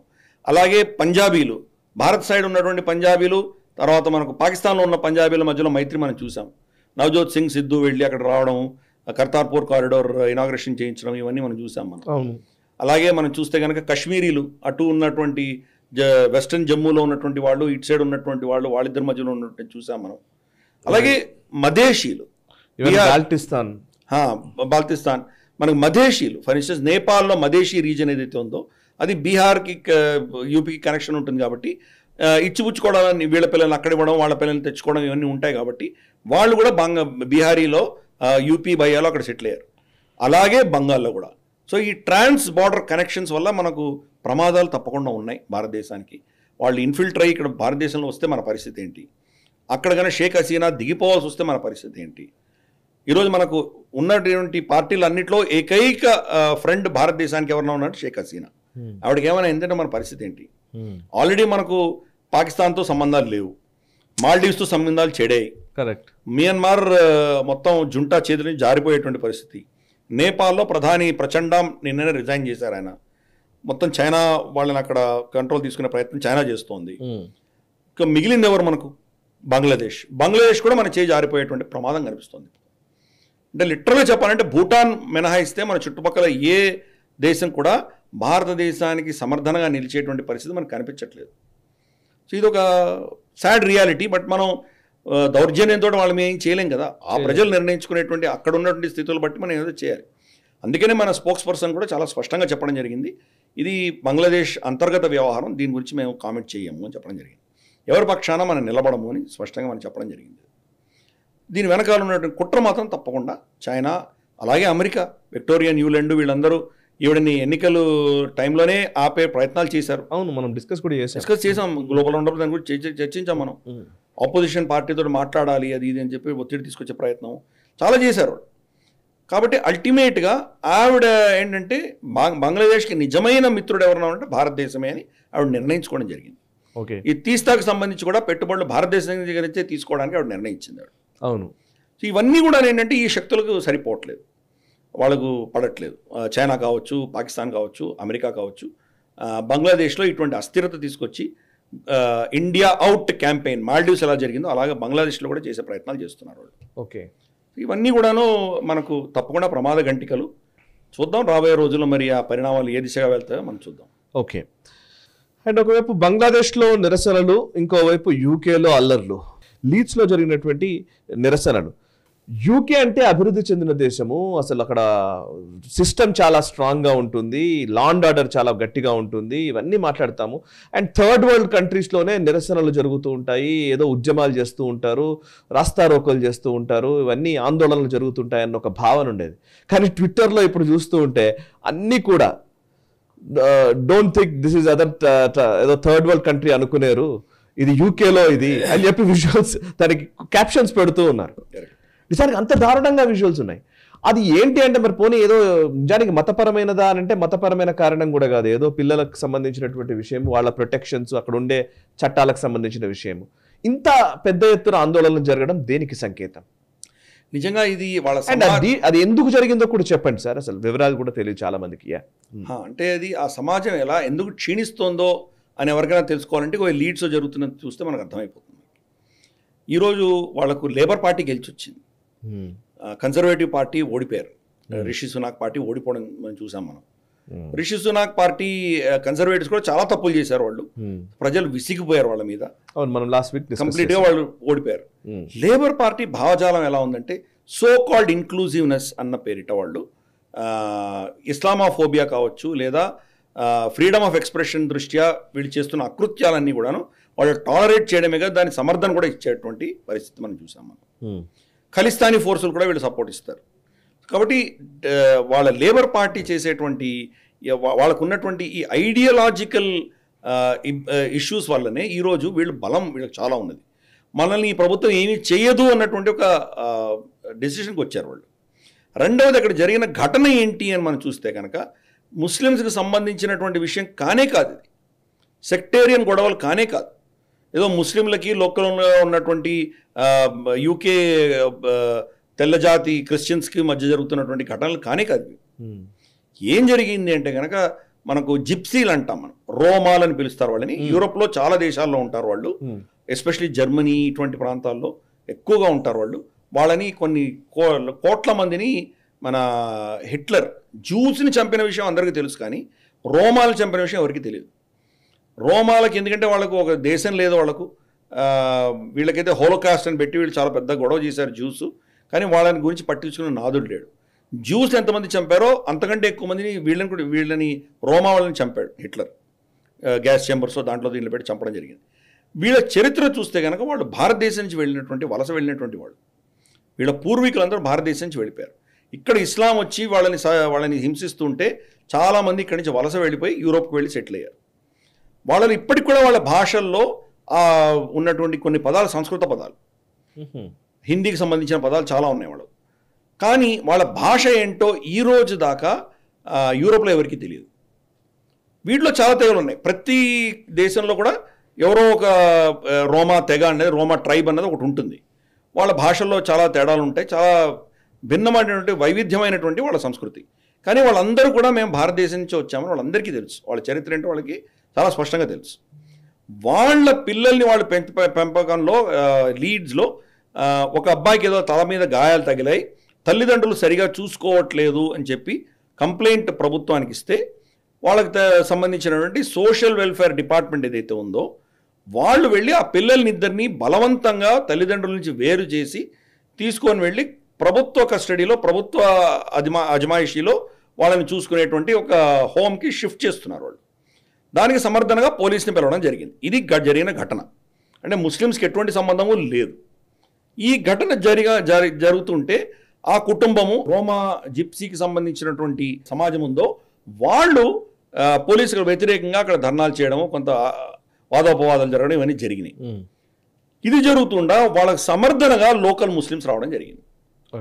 లోకల్ ముస్లిమ్స్ వచ్చి పోలీసుని చెతకబాదడము, వాళ్ళ వెహికల్స్ని తగలబెట్టడము, అక్కడ ఉన్నటువంటి బస్సులు తగలబెట్టడము. ఇన్ఫ్యాక్ట్ మన ఏమంటారంటే సీసీటీవీ కెమెరాస్లో తగలబెడుతున్న వాళ్ళు మాస్క్ కూడా వేసుకోలేదు, వాళ్ళు మొహాలు కూడా కనిపిస్తున్నాయి చాలా స్పష్టంగా. దాన్ని తగలబెడుతున్నటువంటి బస్సును తగలబెడుతున్నటువంటి వీడియోలు కూడా మనకు వచ్చాయి.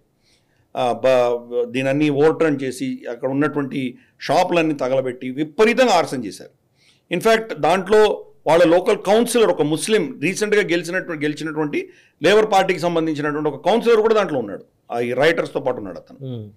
మనం అర్థం చేసుకోవచ్చు. సరే, వాళ్ళకి ఏమైనా కష్టం వచ్చిందో, వాళ్ళ పట్ల ఏదో అన్యాయం జరిగింది, దానివల్ల వాళ్ళు తిరగబడ్డారంటే అర్థమేమైనా ఉంది. వాళ్ళకి సంబంధం కానటువంటి విషయంలో కూడా వీళ్ళు జోక్యం చేసుకొని అంత చేశారంటే వాళ్ళు సమాజంలో మా శక్తి ఏంటో మేము చూపించదలుచుకున్నాము, ఈ సమాజాన్ని మేము కంట్రోల్ చేయదలుచుకున్నాము అన్నటువంటి ఒక భావజాలం వాళ్ళు స్పష్టంగా వ్యక్తపరుస్తున్నారు అక్కడ. దాంట్లో నూపూర్ శర్మ చేసిందని ఇంకెవరెవరో పేర్లు తీసుకొచ్చి ఇస్లాంకి ఏం కష్టం వచ్చిందో దానికి, అది ఇస్లాంకి సంబంధించిన విషయమే కాదు. కానీ వాళ్ళు ఏం చేస్తున్నారు, వాళ్ళు అదే తప్పు మన పెద్దలు కూడా చేశారు కదా. ఇక్కడ భారత స్వతంత్రానికి ఎటువంటి సంబంధము లేనటువంటి ఖిలాఫత్ మూమెంట్ తీసుకొచ్చామా లేదా మనం?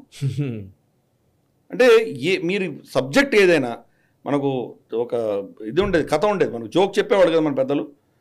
ఎవరో ఆవు మీద వ్యాసం చదువుకొని వెళ్ళేట, పరీక్షలో వెళ్తేనో ఆకాశం మీద ప్రశ్న వచ్చిందట, ఆకాశం గురించి వర్ణించు అన్నారంట.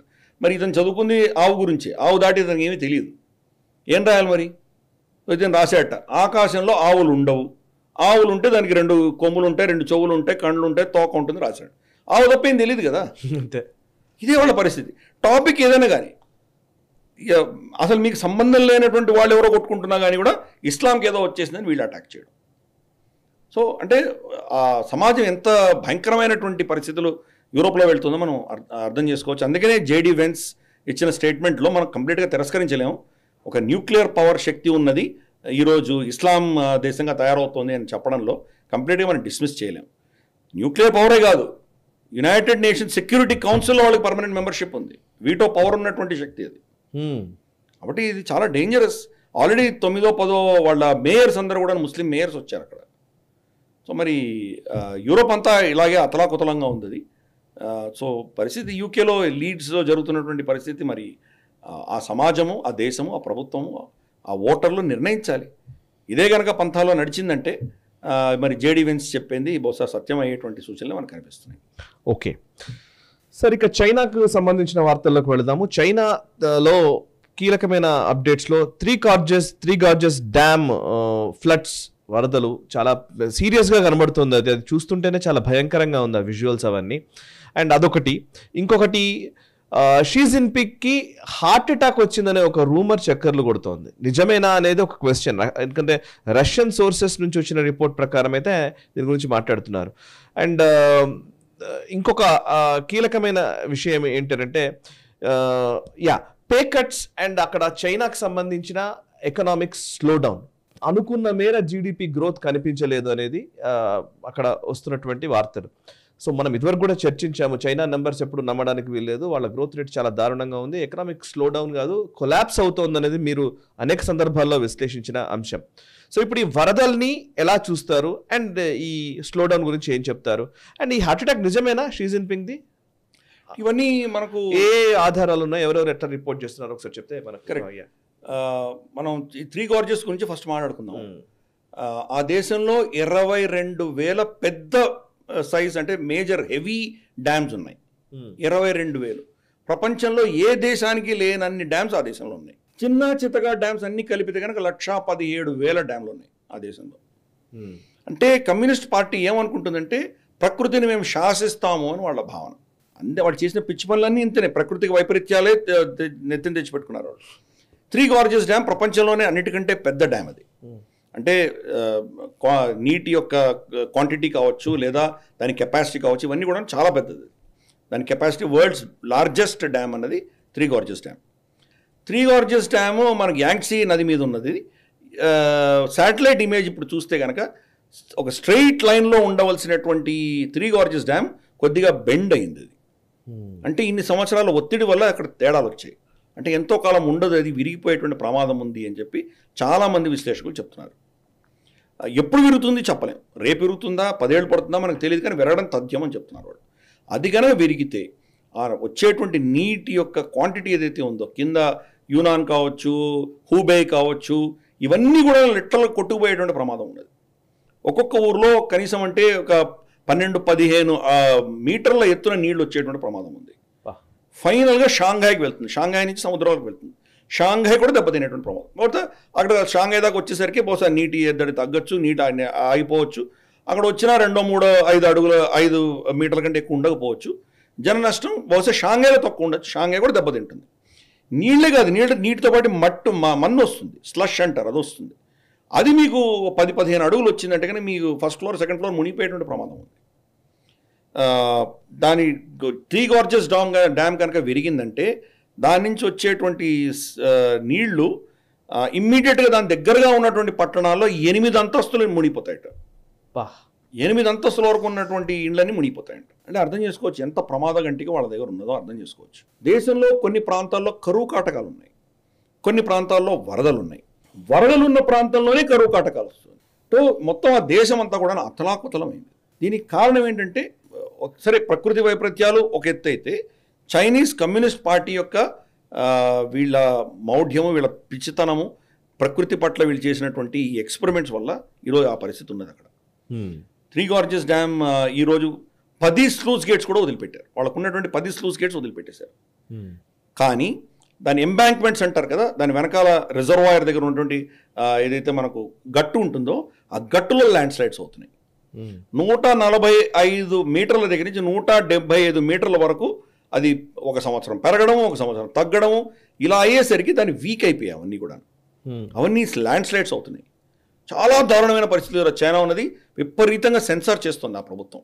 పైపెచ్చు ప్రభుత్వంలో వాళ్ళ చట్టం ప్రకారం ఏంటంటే, ప్రభుత్వం కనుక నీళ్లు వదిలిపెడితే డ్యాంలో నుంచి, ఆ డ్యామ్ నీళ్ల వల్ల కింద ఏదైనా ఊర్లలో కానీ వాళ్ళకి ఆస్తి నష్టమో జన నష్టమో జరిగితే ప్రభుత్వం కాంపెన్సేషన్ ఇవ్వాలి. కాబట్టి వాళ్ళు ఏం చేస్తున్నారంటే, ఇటువంటి ప్రకృతి వైపరీత్యాలను వచ్చినప్పుడు నీళ్లు వదిలేసి ఎవరికి చెప్పకుండా వదులుతున్నారు వాళ్ళు. మా చేతిలో ఏం లేదు, అది ప్రకృతి వల్ల జరిగింది అని చెప్పి వాళ్ళు కాంపన్సేషన్ ఇవ్వకుండా తప్పించుకునేటువంటి ప్రయత్నం చేస్తున్నారు. అంటే ఎంతటి రాక్షస ప్రవృత్తి మనం అర్థం చేసుకోవచ్చు. సో కాబట్టి చైనాలో ఈరోజు ఒక పెద్ద భయంకరమైన విపత్కరమైనటువంటి పరిస్థితి ఈరోజు ఉన్నది. మొదటిది. రెండవది, షీ జిన్పింగ్కి సంబంధించి అతనికి హార్ట్ అటాక్ వచ్చింది అని చెప్పేసి కొన్ని లోకల్ చైనీస్ హ్యాండిల్స్ చెప్పడం జరిగాయి. మేజర్ ఈవెంట్ ఇన్ చైనా అంటూ వాళ్ళు చెప్పడం మొదలుపెట్టారు. జెనిఫర్ జాంగ్ అన్నటువంటి ఒక అమెరికాలో ఉన్నటువంటి చైనీస్ ఫార్మర్ చైనీస్ అక్కడి నుంచి వచ్చినటువంటి స్త్రీ, ఆవిడ ఏం చెప్పిందంటే ఆయనకు హార్ట్ అటాక్ వచ్చింది అని చెప్పి ఆవిడ చెప్పడం జరిగింది. చాలామంది కాదు ఇది కల్పితం, ఇది బూటకం, ఇది ఒక ఫేక్ న్యూస్ అంటూ చాలామంది చెప్పడం మొదలుపెట్టారు. ఈవెన్ మన భారతదేశానికి సంబంధించినటువంటి సుమీత్ జైన్, అతను కూడా చాలా పాపులర్, పాకిస్తాన్ ఛానల్లో వెళ్తుంటాడు, తన సొంత ఛానల్ ఉంది, కాఫీ విత్ సుమీత్ జైన్ అని చెప్పేసి ఛానల్ ఉంది. ఇన్ఫ్యాక్ట్ అతని ఛానల్లో నేను కూడా మాట్లాడాను గతంలో, నాకు కూడా అతను తెలుసు. నాకు ఇంకా మిగతా ఛానల్స్లో కూడా జ్యోతిర్మయి చాలా ఛానల్స్లో వస్తుంటాడు అతను. ఆ వ్యక్తి అతను ఒక సెల్ఫ్గా వీడియో పెట్టి అని చెప్పాడంటే అటువంటిది ఏం జరగలేదు, ఏమైనా జరిగితే ఇక్కడ స్టాక్ మార్కెట్ క్రాష్ అయిపోయి ఉండేవి, పెద్ద గొడవలు అయిపోయి ఉండేవి, ఇక్కడ లైఫ్ అంతా చాలా నార్మల్గా ఉంది, ఇది ఫేక్ న్యూస్ అని తను పెట్టడం జరిగింది.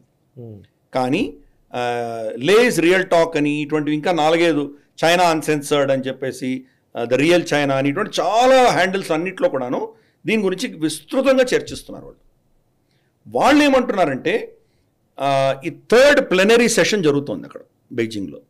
3rd ప్లెనరీ సెషన్లో మొదటి రోజు షీ జిన్పింగ్ రావడము, ఆయన మాట్లాడిన మాటలు, ఆ ఫోటోలు, వీడియోలు వీళ్ళు రిలీజ్ చేయడం జరిగింది వాళ్ళ అఫీషియల్ న్యూస్ ఏజెన్సీ. కానీ 2వ రోజు నుంచి 4వ రోజు దాకా జరిగిన దాంట్లో ఆయన ఫోటోలు లేవు, వీడియోలు లేవు. కాబట్టి వాళ్ళు ఏమంటున్నారంటే బహుశా ఆయనకి ఏమైనా స్ట్రోక్ వస్తే మొదటి రోజు సాయంత్రం వచ్చి ఉండొచ్చు. మొదటి రోజు ఆయన అటెండ్ అయినటువంటి 2 మీటింగ్స్ యొక్క విజువల్స్ మనకు ఉన్నాయి, కానీ 2nd, 3rd, 4th day visuals లేవు. ఎప్పుడు ఇది ఉండదు, కాబట్టి ఏదో జరిగింది అని ఒక పెద్ద ప్రశ్న. ఇంకోటి ఏంటంటే వాళ్ళ అంటే అక్కడ ప్రెస్ అన్నది ఎవరికి అధికారాలు లేవు, మొత్తం ప్రభుత్వం ఏం చెప్తే అది వినాలి.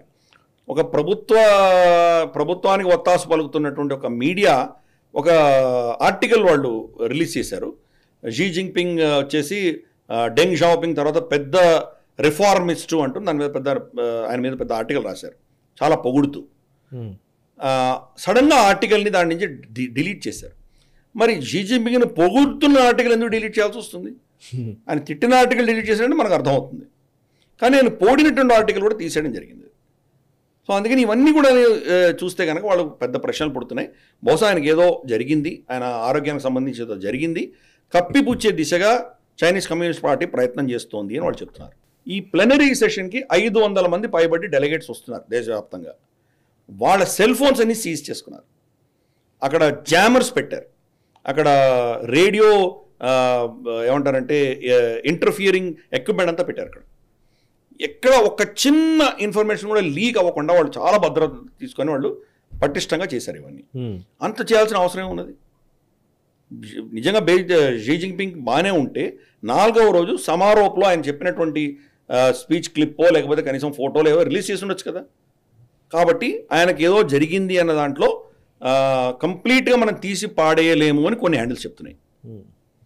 సో చైనా అనేది ఒక పెద్ద ప్రశ్న, ఐరన్ వాల్ కాబట్టి లోపల ఏం జరుగుతుందో తెలియడం కష్టం. మనమైతే మనకు వచ్చినటువంటి ఇన్ఫర్మేషన్ మనం ప్రజల ముందర పెట్టాము, 2 కూడా చెప్పాము, 2 వర్షన్స్ చెప్పాము. ఇది ఫేక్ అన్న వాళ్ళ వర్షన్ చెప్పాము, కాదు దీంట్లో ఎంతో కొంత సత్యం ఉన్నది అన్నది కూడా మనం 2 వర్షన్స్ కూడా చెప్పాము. మనం రాబోయే కొన్ని రోజులు మనకు తెలుస్తుంది, సత్యాసత్యాలు మనకు తెలుస్తాయి. ఓకే, ఇవి 2. మూడవది వచ్చేసి వాళ్ళ ఎకానమీ జీడిపి వచ్చేసి 5.3, 5.4% రేంజ్లో పెరుగుతుంది అని వాళ్ళు అంచనా వేశారు, అనుమానం వేశారు ఈ క్వార్టర్. అటువంటిది ఈ క్వార్టర్ 4.7గా పెరిగింది అని వాళ్ళే చెప్తున్నారు. వాళ్ళ ప్రకారమే కనీసం అంటే ఒక ఆల్మోస్ట్ 1% దాకా తక్కువ పెరిగింది అని వాళ్ళు చెప్పుకుంటున్నారు. వాళ్ళ నంబర్స్ ఎవరు నమ్మలేం మనం. కాబట్టి 4.7 అనేది కూడా పెద్ద బూటకం. నిజంగా పెరిగేటువంటి ఇండస్ట్రీ ఎక్కడుంది చూపించమనండి వాళ్ళని. కరెక్ట్. ఏ వర్టికల్ చూసినా అన్ని కూడా తక్కువ ముఖంలోనే ఉన్నాయి వాళ్ళకి. Electronic vehicles, EVs vehicles, world's largest producers electronic vehicles. ఈరోజు 95% కంపెనీలు నష్టాల్లో ఉన్నాయి. వాళ్ళ అమ్మకాలు పడిపోయి గణనీయంగా పడిపోయి. ఇన్వెస్ట్మెంట్స్ కోవిడ్ రాకముందర వాళ్ళకు ప్రతి నెల ఎంత వచ్చేదో దాని యావరేజ్ పోలిస్తే 10%, దాంట్లో 10% కూడా రావట్లేదు వాళ్ళకి, ఇన్వెస్ట్మెంట్స్ రావట్లేదు. వీసాలకు అప్లై చేసేటువంటి ఎక్స్పాట్స్ కోవిడ్ ముందర 2 మిలియన్ 2 మిలియన్ అంటే 20 లక్షలు ప్రతి క్వార్టర్ వీసాలకు అప్లై చేసి చైనాకు వచ్చేవాళ్ళు. ఈసారి 30-40 వేల మంది దాటి రాలేదు. అంటే దీని ఇంపాక్ట్ ఎలా ఉంటుందో మనం అర్థం చేసుకోవచ్చు. కాబట్టి ఇవంతా కూడాను క్యాస్కేడింగ్ ఎఫెక్ట్ ఏం చూపిస్తున్నాయంటే పీడబ్ల్యూసీ, PricewaterhouseCoopers chartered accountant firm, వాళ్ళు చైనాలో ఉన్నటువంటి పార్ట్నర్స్ యొక్క భత్యం ఏదైతే ఉంటుందో వాళ్ళకి ఇవ్వాల్సిన రెమ్యూనరేషన్ దాన్ని కట్ చేసుకుంటూ పోతున్నారు. ఎందుకు? ఈ పీడబ్ల్యూసీ కానీ డెలాయిట్ కానీ మనకు ఎర్న్స్ట్ అండ్ యంగ్ కానీ ఇవన్నీ కూడాను ఏవైతే కేపీఎంజీ ఎస్పెషలీ పెద్ద ఫర్మ్స్ ఏవైతే ఉన్నాయో వీళ్ళందరూ కూడాను అమెరికన్ యూరోపియన్ కంపెనీస్కే ఎక్కువ వీళ్ళు తీసుకుంటారు. ఆ దేశాల నుంచి ఇక్కడ పెట్టుబడి పెట్టినటువంటి కంపెనీలు అందరూ కూడా వీళ్ళనే వాళ్ళు హైర్ చేసుకుంటారు. పీడబ్ల్యూసీ వాళ్ళ పార్ట్నర్స్కి కట్ చేసింది అంటే దాని వెనకాల అర్థం ఏంటి? అమెరికన్ కంపెనీస్ వెస్టర్న్ కంపెనీస్ వెళ్ళిపోతున్నాయని అర్థం. కరెక్ట్. చైనీస్ కంపెనీస్ వీళ్ళ దగ్గరికి వెళ్ళారు. ఎందుకు వెళ్ళాలి? దండగా వేస్ట్ వాళ్ళకి పైసలు, వాళ్ళ లోకల్ ఫర్మ్స్ పెట్టుకుంటారు వాళ్ళు. కాబట్టి వీళ్లకు బిజినెస్ తగ్గిపోయిందంటే దాని అర్థం ఏంటి మనం అర్థం చేసుకోవచ్చు. అంటే ఏదో పీడబ్ల్యూసీ కట్ చేస్తే అది పెద్ద డిస్కస్ చేయవలసిన అంశం అంటే ఇవన్నీ కూడా మనకు సూచనలు అనమాట, ఇండికేటర్స్. ఇవన్నీ కలిపి దారంలో వేస్తే కనుక మనకు ఆ మాల్ ఏంటో మనకు అర్థమవుతుంది. Perfect sir. అండ్ చైనాకి సంబంధించి మనం 360 degrees అనాలిసిస్ ఆన్ చైనా చేయడం జరిగింది. అదొక సిరీస్ రూపంలో మీ ముందుకు రాబోతోంది very soon. And NH prime అతి త్వరలో మీ ముందుకు రాబోతోంది. సో దాంట్లో చైనా మీద పూర్తి డీటెయిల్డ్ ఇన్ఫర్మేషన్ ఉంటుంది. Please watch it. సో దానికి సంబంధించిన డీటెయిల్స్ అన్ని మళ్ళీ నేను చెప్తాను. ఇక నెక్స్ట్ అంశం, పాకిస్తాన్ ఆర్మీ సోల్జర్స్ ఎవరైతే ఇప్పుడు జమ్మూలో జరిగినటువంటి టెర్రర్ దాడుల్లో, జమ్మూలో నిజంగా సీరియస్గానే అవుతుంది సార్ పరిస్థితి అంతా. మనం ఇంతకుముందు మాట్లాడాము, బట్ స్టిల్ మళ్ళీ ఒకసారి మాట్లాడదాం. జమ్మూ టెర్రర్ అటాక్స్ వెనకాల పాకిస్తాన్ ఉంది అన్నమాట మనకు అందరికీ తెలిసినదే, బహిరంగ రహస్యమే. కానీ ఇప్పుడు డైరెక్ట్గా కొన్ని ఇమేజెస్ వచ్చాయి. ఎవరైతే టెర్రరిస్టులకి వాళ్ళు ట్రైనింగ్ ఇస్తున్న విజువల్స్, దాంట్లో పాకిస్తాన్ ఆర్మీకి సంబంధించినటువంటి వాళ్ళు ఉన్న విజువల్స్ కొన్ని ఇప్పుడు సోషల్ మీడియాలో కనబడుతున్నాయి. ఒక్కసారి దీన్ని ఎట్లా అర్థం చేసుకోవాలి, డీటెయిల్స్ చెప్తారా ఒకసారి? అంటే వాళ్ళ స్పెషల్ సర్వీసెస్ గ్రూప్ అని ఒకటి ఉన్నది వాళ్ళది. ఓకే. వాళ్ళ ఇన్వాల్వ్మెంట్ దీనిలో డైరెక్ట్గా ఉంది అని మనకు కొన్ని వార్తలు వినబడుతున్నాయి. ఇన్ఫ్యాక్ట్ వాళ్ళ రిటైర్డ్ పర్సనల్ కావచ్చు, లేదా రిటైర్ అయ్యారు అని చూపిస్తున్నటువంటి వ్యక్తులు, నిజంగా దాంట్లో పనిచేస్తున్నా రిటైర్ అయ్యారు అని చెప్పినటువంటి వ్యక్తులు కావచ్చు, వాళ్ళు దీంట్లో డైరెక్ట్గా ఇన్వాల్వ్ అయి ఉన్నారు అని మనకి ఎవిడెన్స్ వస్తుంది. బహుశా వాళ్ళు చాలామంది భారతదేశంలో ఆల్రెడీ ఇన్ఫిల్టర్ అయ్యి ఉన్నారు, ఇక్కడ టెర్రరిస్ట్ యాక్టివిటీస్ వాళ్ళే చేస్తున్నారు మనకు అర్థమవుతుంది. ఎందుకంటే లోకల్గా వాళ్ళు రిక్రూట్ చేయలేకపోతున్నారు. లోకల్ రిక్రూట్మెంట్ ఆల్మోస్ట్ 1%కి పడిపోయింది. లేరు అని మనం అనడానికి వీలేదు, కానీ ఆల్మోస్ట్ 1%కి పడిపోయింది. అటువంటి పరిస్థితుల్లో డైరెక్ట్గా పాకిస్తాన్ వాళ్ళ మనుషులనే ఇక్కడ పంపించి బాగా ట్రైనింగ్ తీసుకున్నటువంటి వాళ్ళే ఇక్కడ వీళ్ళ అటాక్స్ చేస్తున్నారు అని మనకు తెలుస్తుంది. ఎందుకంటే ప్రతి అటాక్లో చూస్తే కనుక మన 2-3 మన సైనికులు చనిపోతున్నారు. 5 మంది సైనికులు ఒక అటాక్లో చనిపోయారు. అంత సైనికుల మీద అంత ప్రెసిషన్ అటాక్ చేయగలిగింది బాగా ట్రైనింగ్ ఉన్నటువంటి వ్యక్తులు తప్ప ఇంకెవరు చేయలేరు. మామూలు టెర్రరిస్ట్ చేయడం చాలా కష్టం. వీళ్ళకి అంత ట్రైనింగ్ ఇచ్చి పంపిస్తున్నారా లేదా వీళ్ళే వస్తున్నారా, ఇవన్నీ పెద్ద ప్రశ్నలు. అక్కడ దొరికినటువంటి కొన్ని వెపన్స్ ఏవైతే ఉన్నాయో వాళ్ళ గన్స్, అది SSF దగ్గర మాత్రమే ఉండేటువంటి గన్స్ దొరికాయి. పాకిస్తాన్లో కూడా మిగతా సైన్యం దగ్గర ఉండదు అది. అటువంటి గన్స్ దొరికాయి. కాబట్టి ఇవన్నీ కూడా మనకు ప్రశ్నలు, పెద్ద సమస్యగా తయారైంది. ఇది పాకిస్తాన్ డైరెక్ట్గా ఇన్వాల్వ్ అయింది అని మనకు తెలుస్తుంది. కశ్మీర్లో మన సెక్యూరిటీ గ్రిడ్ చాలా టైట్గా ఉంది కాబట్టి కశ్మీర్లో వీళ్ళు ఎక్కువ చేయలేకపోతున్నారు. కశ్మీర్లో ఒకటే ఘటన జరిగింది, మన కుప్వాడాలో ఒకటి జరిగిందని, ఒక కుప్వాడ అనంతనాగ్ దగ్గర ఒకటి జరిగింది, అది ఒక్కటి తప్పితే ఇంకేం జరగలేదు. అన్నీ కూడాను జమ్మూ ప్రాంతంలో జరుగుతున్నాయి. దోడా, తర్వాత కిష్ట్వర్, రియాసీ దగ్గర జరిగింది. అలాగే మనకు మన లైన్ ఆఫ్ కంట్రోల్ దగ్గర 2-3 ఘటనలు జరిగాయి. ఇవన్నీ కూడాను మనం చూస్తే కనుక కంప్లీట్గా జమ్మూ ప్రాంతంలో జరుగుతున్నాయి. పూంచ్, రజౌరి ఆ ప్రాంతాల్లో జరుగుతున్నాయి. ఇవన్నీ కూడా ఏంటంటే వాళ్ళ స్ట్రాటజీ మార్చుకున్నారు. మన సైనికులందరూ కూడాను కశ్మీర్ వ్యాలీలో బాగా డిప్లాయ్ అయిపోయి ఉన్నారు, కానీ జమ్మూలో మనం అంతగా పెట్టలేదు కాబట్టి, ఫోర్స్ పెట్టలేదు కాబట్టి ఇది సాఫ్ట్ బెల్లి కింద ఇక్కడ టార్గెట్ చేస్తున్నారు. దీనివల్ల చైనా పాకిస్తాన్ ఇద్దరు కలిసికట్టుగా చేస్తుంది మనకు స్పష్టంగా అర్థమవుతుంది. ఆల్టర్నేట్ మనకేంటి, ఇమ్మీడియట్గా అక్కడ మనకు సైన్యాన్ని పంపించాలంటే ఎక్కడి నుంచి మీకు సైన్యం వస్తుంది? ట్రైన్డ్ సోల్జర్స్ ఎక్కడి నుంచి వస్తారు? మీకు చైనా బార్డర్ నుంచే మీరు విత్డ్రా చేయాల్సి వస్తుంది. కాబట్టి ఇవన్నీ కూడా ఏంటి, వీళ్ళిద్దరు కలిసికట్టుగా చేస్తున్నారు, స్ట్రాటజిక్గా చేస్తున్నారు. ఇప్పుడు మనం 500 మంది క్రాక్ కమాండోస్ని మనం అక్కడ పంపించడం జరిగింది. స్పెషల్ యూనిట్స్ని మనం అక్కడ దింపాం. మనం ఇక్కడ జమ్మూలో గాలించడం అనేవన్నీ మొదలుపెట్టాం. హై టెక్నాలజీ మనం వాడుతున్నాం. మనం చాలామంది రాహుల్ గాంధీ లాంటి వాళ్ళు ఇంత ఘటనలు జరుగుతున్నా మోదీ ఏం రెస్పాన్స్ చేయట్లేదు ఇవన్నీ అంటున్నారు. మనం అంత పిచ్చిగా ప్రవర్తించలేదు. వాడికి తెలుసు ఇది జరుగుతోందంటే మనం పాకిస్తాన్ మీద ఏదో చర్య చేస్తామని పాకిస్తాన్కి తెలుసు. కాబట్టి వాడు సిద్ధంగా ఉంటాడు. కాబట్టి మనం చేసే చర్య ఏదైతే ఉంటుందో మన ఆ టైము ప్లేసు మనం నిర్ణయిస్తాం. కరెక్ట్. కాబట్టి ఎప్పుడు ఎలా అటాక్ చేస్తాం అనేది అది మనం ఆచితూచి వ్యవహరిస్తాం. రెస్పాన్స్ తప్పకుండా ఉంటుంది. ఎందుకంటే మోదీ గత 10 ఏళ్ళుగా మనం చూసామంటే వీటికి రెస్పాన్స్ ఇవ్వకుండా ఆయన ఉండరు. కాబట్టి తప్పకుండా రెస్పాన్స్ ఉంటుంది. ఫస్ట్ టైం ఏంటంటే మనం మనుషులు వెళ్ళాం. ఊడి సర్జికల్ స్ట్రైక్ సినిమా కూడా చూచారు కదా, మనం వెళ్ళడం అటు వెళ్ళి వాళ్ళని చంపి రావడం చేసాం. సెకండ్ టైం మనం మనుషులు వెళ్లకుండా ఎయిర్ స్ట్రైక్ కొట్టాం. ఈసారి బహుశా ఇంకేదో చేయొచ్చు. మనం ఏం చేస్తామో మనకు తెలియదు. ఈ మధ్య కాలంలో ఈ రెండు జరిగిన తర్వాత మనం అక్కడ చాలామంది భారతదేశ వ్యతిరేకమైన శక్తులు చనిపోవడం చూసాం మనం. కాబట్టి ఎటువంటి యాక్షన్ మనం పాకిస్తాన్ మీద తీసుకోబోతున్నామో అది చెప్పరు కదా, ప్రభుత్వం చెప్పదు కదా. వాళ్ళు చేసే టైంలో వాళ్ళు తప్పకుండా చేస్తారు, చేసి తీరుతారని మాత్రం మనకు స్పష్టంగా ఆ నమ్మకం ఉండాలి. ఓకే, చేసి తీరుతారు వాళ్ళు. Yes sir. ఇక మరొక అంశము యూరోపియన్ యూనియన్కి సంబంధించిన విషయం ఇది. యూరోపియన్ యూనియన్ కమిషన్కి ప్రెసిడెంట్గా మరోసారి ఉర్సులా వాండర్ లైన్ ఎన్నికయ్యారు. ఎన్నికవడం ఒక వార్త అయితే ఆమె పైన పోలాండ్కి సంబంధించినటువంటి ఒక ఎంపీ చేసినటువంటి విమర్శలు అసలు చాలా తీవ్రంగా ఆమెను కడిగి పారేశారు. సో ఈరోజు యూరోప్ ఎదుర్కొంటున్నటువంటి you are the face of the EU climate craziness which leads to Europeans becoming poorer and poorer.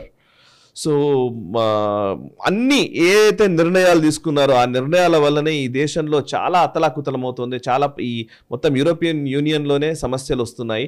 అది నువ్వే బాధ్యురాలివి, నీకు అసలు సిగ్గుందా, అషేమ్డ్ ఆఫ్ యువర్ సెల్ఫ్ అని అడగడం జరిగింది. సో ఒకసారి ఉర్సులా వాండర్ లైన్ గురించి మీరేం చెప్తారు, అండ్ ఆమె చేసింది ఏంటి, అండ్ ఎందుకని ఇంత తీవ్ర వ్యతిరేకత ఒక పాలిష్ ఎంపీ నుంచి వచ్చింది?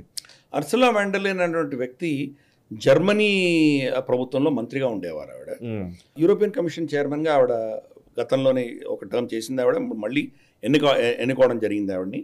కానీ ఆవిడ ఈసారి గెలవకపోవచ్చు అని చాలామంది విశ్లేషకులు చెప్పారు. ఎందుకంటే ఫ్రాన్స్ లాంటి దేశంలో యూరోపియన్ యూనియన్కి రిప్రజెంటేషన్ పంపించవలసినటువంటి ఎంపీలు ఎవరైతే ఉన్నారో వాళ్ళందరూ కూడాను చాలా మెజారిటీ మరీన్ లపెన్ పార్టీ నుంచి వెళ్ళారు, అల్ట్రా రైట్ వింగ్ పార్టీ నుంచి వెళ్ళారు. అంటే ఉర్సులా వాండర్ లైన్కి వ్యతిరేకంగా పాలసీలు తీసుకురాగలిగినటువంటి వ్యక్తులు అక్కడ ఎక్కువ మంది శాతం గెలవడం మొదలెట్టారు. కానీ వేఫర్ థిన్ మెజారిటీ ఉన్నది ఆవిడకి. ఇంకా ఇప్పుడు కూడా లెఫ్టిస్ట్.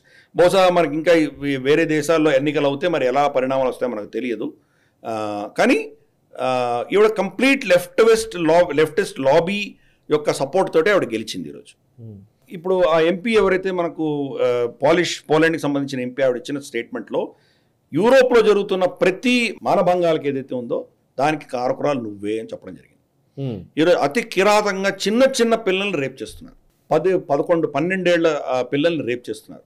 దానికి వాళ్ళు ఏం చెప్తున్నారు, వాళ్ళని అరెస్ట్ చేస్తే వాళ్ళ వీడియోలు కూడా ఉన్నాయి, మనకు సోషల్ మీడియాలో ఆ వీడియోలు కూడా చూడొచ్చు. దాంట్లో ఏమంటే మాకు తెలియదు, ఇది నేరం అని మాకు తెలియదు, మా దేశంలో ఇది నడుస్తుంది కాబట్టి ఇది మాకు పర్వాలేదు కాబట్టి మేము చేస్తున్నాం అంటున్నారు. ఆ దేశంలోకి వస్తున్నది పురుషులే వస్తున్నారు, స్త్రీలు రావట్లేదు. వాళ్ళు ఊరికే ఉంటారో ఉండరు కదా. కాబట్టి వాళ్ళు అన్నం పుణ్యం తెలియని శక్తి లేనటువంటి పిల్లల మీద పడుతున్నారు. వాళ్ళు ప్రతిదానికి నువ్వే కారకురాలు అని చెప్పేసి ఈ పోలిష్ ఎంపీ చెప్పడం జరిగింది.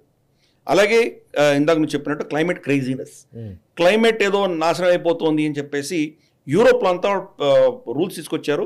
ఫాసిల్ ఫ్యూయల్ వాడడానికి వీల్లేదు, ఎలక్ట్రికల్ వెహికల్స్ ఎక్కువ వాడాలి. ఎలక్ట్రికల్ వెహికల్స్ ఎక్కువ వాడాలంటే ఎక్కడి నుంచి వస్తుంది? లిథియం బ్యాటరీలు అన్నీ చైనా దగ్గర నుంచి వస్తాయి. సో మొత్తం యూరోప్ని చైనా హస్తగతం చేసేటువంటి ప్రయత్నాలు వీళ్ళు చేస్తున్నారు. గతంలో మనకు అంజెలా మెర్కెల్ కావచ్చు, ఇటువంటి వాళ్ళందరూ కూడా కంప్లీట్గా చైనాకు ఒత్తాసు పలికేటువంటి పరిస్థితి. ఈ క్లైమేట్ క్రైజినెస్ తోటి జర్మనీలో ఏం చేశారంటే వాళ్ళు ఎస్పెషలీ మనకు అంజెలా మెర్కెల్ సమయం నుంచి కూడా తీసుకొని కంప్లీట్గా వాళ్ళ న్యూక్లియర్ ప్లాంట్స్ అన్ని మూసేసుకున్నారు వాళ్ళు. ఈరోజు వాళ్ళ పరిస్థితి ఏంటంటే మళ్ళీ వాళ్ళ కోల్ పవర్ ప్లాంట్స్ మళ్ళీ స్టార్ట్ చేసుకోవాల్సిన పరిస్థితి వచ్చింది వాళ్ళకి. ఫాసిల్ ఫ్యూయల్ని కంప్లీట్గా మానేస్తామన్నటువంటి వాళ్ళు ఈరోజు ఆ పరిస్థితి. కానీ యూరోపియన్ యూనియన్లో ఈ చట్టాలన్నీ తీసుకొచ్చి మీరు ఫాసిల్ ఫ్యూయల్ బొగ్గు కానీ డీజిల్ పెట్రోల్ వాడడానికి వీల్లేదు, మీరు విండ్ టర్బైన్లు ఇవన్నీ వాడాలి అని చెప్పేసి వాళ్ళు పెద్ద ఎత్తున చేసినటువంటి పరిస్థితి. అందుకనే ఆవిడ ఇచ్చిన స్టేట్మెంట్లో EU క్లైమేట్ క్రేజీనెస్ అని చెప్పడం చాలా అప్రాప్రియేట్గా చెప్పింది ఆవిడ. కరెక్ట్. అలాగే మన వీధుల్లో మన వృద్ధులకి రక్షణ లేకుండా పోయిందంటే దానికి కారణం నువ్వే. నువ్వు అసలు ఇక్కడ ఎలా ఉన్నావు, నువ్వు జైల్లో ఉండవలసింది అని చెప్పి ఆవిడ చెప్పి దిగిపోయింది. చాలా సత్యాలు చెప్పింది ఆవిడ. బట్ అన్ఫార్చునేట్లీ ఆవిడ గెలిచింది. మరి ఇప్పుడు ఉర్సులా వాన్ డెర్ లెయన్ మళ్ళీ గెలిచింది. So good luck to European union. ప్రతిసారి గుడ్ లక్ చెప్తున్నారు సార్. సార్ ఇది చాలా కీలకమైన విషయము. దుబాయ్ ప్రిన్సెస్, ఇది నిజంగా ఇది సంచలనమే. ఇది ఒక రకంగా చెప్పాలంటే ఇస్లామిక్ సంప్రదాయం ప్రకారం మహిళ డైవర్స్ ఇవ్వడం అనేది, విడాకులు ఇవ్వడం అనేది లేదు, తలాక్ చెప్పడం అనేది లేదు. బట్ దుబాయ్ ప్రిన్సెస్ ఒక పెద్ద సంచలనానికి తెరతీశారు. ఆమె భర్తకి ఇన్స్టాగ్రామ్లో ఒక పోస్ట్ చేయడం జరిగింది. Dear husband, as you are occupied with other companions, I hereby declare our divorce. I divorce you and I divorce you. 3 తలాక్ తలాక్ తలాక్ అన్నట్టుగా.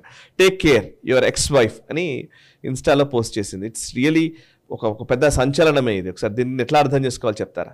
అంటే మనకు ఇస్లాంలో భార్య డివోర్స్ ఇచ్చేటువంటి సంస్కృతి లేదు. వాళ్ళకి భర్తకే అధికారం ఉంది. భార్య డివోర్స్ ఇవ్వాలంటే దానికి కుల్లా అని ఒక ప్రాసెస్ ఉంటుంది. ఆవిడ రిక్వెస్ట్ చేయొచ్చు భర్తని, ఇంకనే మన ఇద్దరం బతికి ఉండలేము, కలిసి ఉండలేము, నాకు విడాకులు ఇవ్వు అని చెప్పి కోరచ్చు. దానికి ఏవో కొన్ని షరతులు ఉన్నాయి. ఆ షరతుల ప్రకారం దీని ప్రకారం ఆవిడ కోరవచ్చు. భర్త నార్మల్గా ఆ కండిషన్స్ అయితే ఇవ్వాలి. నేను ఇవ్వను ససేమీరా అంటే ఆవిడ ఏమీ చేయలేదు. భర్త కనుక నేను డివోర్స్ ఇవ్వను అంటే కనుక ఆవిడ ఏమీ చేయలేదు. కాబట్టి అటువంటి చట్టాలు ఉన్నటువంటి దేశంలో ఈవిడ భర్తకి ట్రిపుల్ తలాక్ ఇవ్వడం అనేది అఫ్కోర్స్ చాలా సెన్సేషన్. అది ఇంగ్లీష్లో చెప్పింది ఆవిడ, ఐ డివోర్స్ బట్ దాని అర్థం మనకు అర్థమవుతుంది. ట్రిపుల్ తలాక్ ఈవిడ ఇచ్చింది, భర్త ఇచ్చింది, కరెక్ట్. ప్లస్ ఆవిడ ఓపెన్గా భర్త ఏం చేస్తున్నాడో చెప్తోంది. నువ్వు ఇంకొకరితో తిరుగుతున్నావు, చాలామంది ఉన్నారు నీకు, కాబట్టి నువ్వు నాకు విధేయుడిగా లేవు, నువ్వు చాలామంది తిరుగుతున్నావు కాబట్టి నేను డివోర్స్ చేస్తున్నాను చెప్పడం జరిగింది ఆవిడ. దీనివల్ల గల్ఫ్ దేశంలో ఉన్నటువంటి స్త్రీలందరికీ కూడా ఒక పెద్ద ఊరట కలిగింది, వాళ్ళకు ఒక పెద్ద శక్తి వచ్చినట్టు మనం భావించాలి. ఎందుకంటే మరి ప్రిన్సెస్ ఆవిడే చేయగలేంది, దాని చట్టాలు ఒప్పుకున్నాయంటే కనుక దాని ఆధారంగా మిగతా వాళ్ళకి ఏం చేయొచ్చు కదా. నా భర్తలు కూడా ఎవరితోటో తిరుగుతున్నారనో, లేకపోతే నన్ను హింసిస్తున్నాడనో, లేకపోతే ఏదో కారణం ఉంటాయి కదా వాళ్ళకి. ఈ కారణాల వల్ల మేము కూడా అతన్ని డివోర్స్ చేస్తున్నామని చెప్తే కనుక మరి ఆ చట్టాలు ఒప్పుకోక తప్పదు. పెద్ద రెవల్యూషన్ జరుగుతుంది అక్కడ. స్త్రీల హక్కులు పెరుగుతున్నాయి. అంటే సరే మిగతా వెస్టర్న్ దేశాల్లో భారతదేశంలో ఉన్నటువంటి హక్కులని పోల్చి మనం చూడలేం, కానీ ఆ దేశాల్లో ఇస్లామిక్ భావజాలము షరియా లా ప్రకారం వాళ్ళకు ఉన్నటువంటి హక్కు లేనటువంటి పరిస్థితి నుంచి ఈరోజు క్రమేపీ వాళ్ళ హక్కులు పెరుగుతున్నాయి. దాని యొక్క రిఫ్లెక్షనే ఈరోజు ఆవిడ చేసినటువంటి ఈ నిర్ణయం అనేది చాలా గొప్ప నిర్ణయం. దీనివల్ల అక్కడ స్త్రీలకు హక్కులు పెరుగుతాయని మనం దాన్ని నమ్మాలి. రెండవది, అక్కడ మార్పులు జరుగుతుంటే ఇక్కడ దేశంలో నా శరీరం నా హక్కు, నేను హిజాబ్ వేసుకుంటాను, మీరెవరు అని చెప్పేటువంటి ప్రియాంక వాడ్రాలు కూడా ఇక్కడ మన దేశంలో ఉన్నారు. అది మన దౌర్భాగ్యం. So right sir, let's see. ఇప్పుడు మీరు అన్నట్టుగా గల్ఫ్లో మహిళా హక్కులు కొంత పెరిగే ప్రయత్నం జరుగుతోంది. హక్కుల పేరిట ఇక్కడ ఇంకో విధ్వంసం జరుగుతోంది. సరే, ఈ రెండు ఎటువంటి పరిణామాలకు దారితీస్తాయి, ఏ రోజుల్లోకి మనల్ని తీసుకెళ్తాయి? Let's see. Thank you very much sir, thank you very much. So చూసారు కదా, ఇది ఈ వారం గ్లోబల్ రౌండప్. వచ్చే వారం గ్లోబల్ రౌండప్లో మళ్ళీ మీ ముందుంటాను. అంతర్జాతీయ పరిణామాలు భారతీయ దృక్కోణంలో విశ్లేషించే చర్చా కార్యక్రమం గ్లోబల్ రౌండప్ తెలుగు మీడియా చరిత్రలోనే తొలిసారి జరుగుతున్న ప్రయత్నము. అండ్ ఇంకెవరు ఇవ్వని ఒక అద్భుతమైన సమాచారాన్ని విశ్లేషణాపూర్వకంగా మీ ముందుంచే ఈ ప్రయత్నం చేస్తున్నాము. దీన్ని మీరు ఆదరించవలసిందిగా కోరుతున్నాను. ఈ వీడియోని లైక్ చేయండి, 10 మందికి షేర్ చేయండి. మీ కమెంట్స్ ద్వారా మీ అభిప్రాయాలు మాతో పంచుకోండి. మనసా వాచా కర్మణ దేశహితం కోసం పరితపించే నేషనలిస్ట్ గ్రూప్ ఆఫ్ ఛానల్స్ ని సబ్స్క్రైబ్ చేసుకొని జాతీయవాద జర్నలిజాన్ని ప్రోత్సహించండి. Thank you very much. ఈ వీడియో మీకు నచ్చినట్టయితే లైక్ చేయండి, 10 మందికి షేర్ చేయండి. అలాగే కామెంట్ల రూపంలో మీ అభిప్రాయాలను మాతో పంచుకోండి. Nationalist hub group of channels ను సబ్స్క్రైబ్ చేసుకుని తెలుగునాట జాతీయవాద జర్నలిజాన్ని ప్రోత్సహించండి. ఈ వీడియో కింద ఉన్న బెల్ ఐకాన్ పై క్లిక్ చేయడం మర్చిపోవద్దు.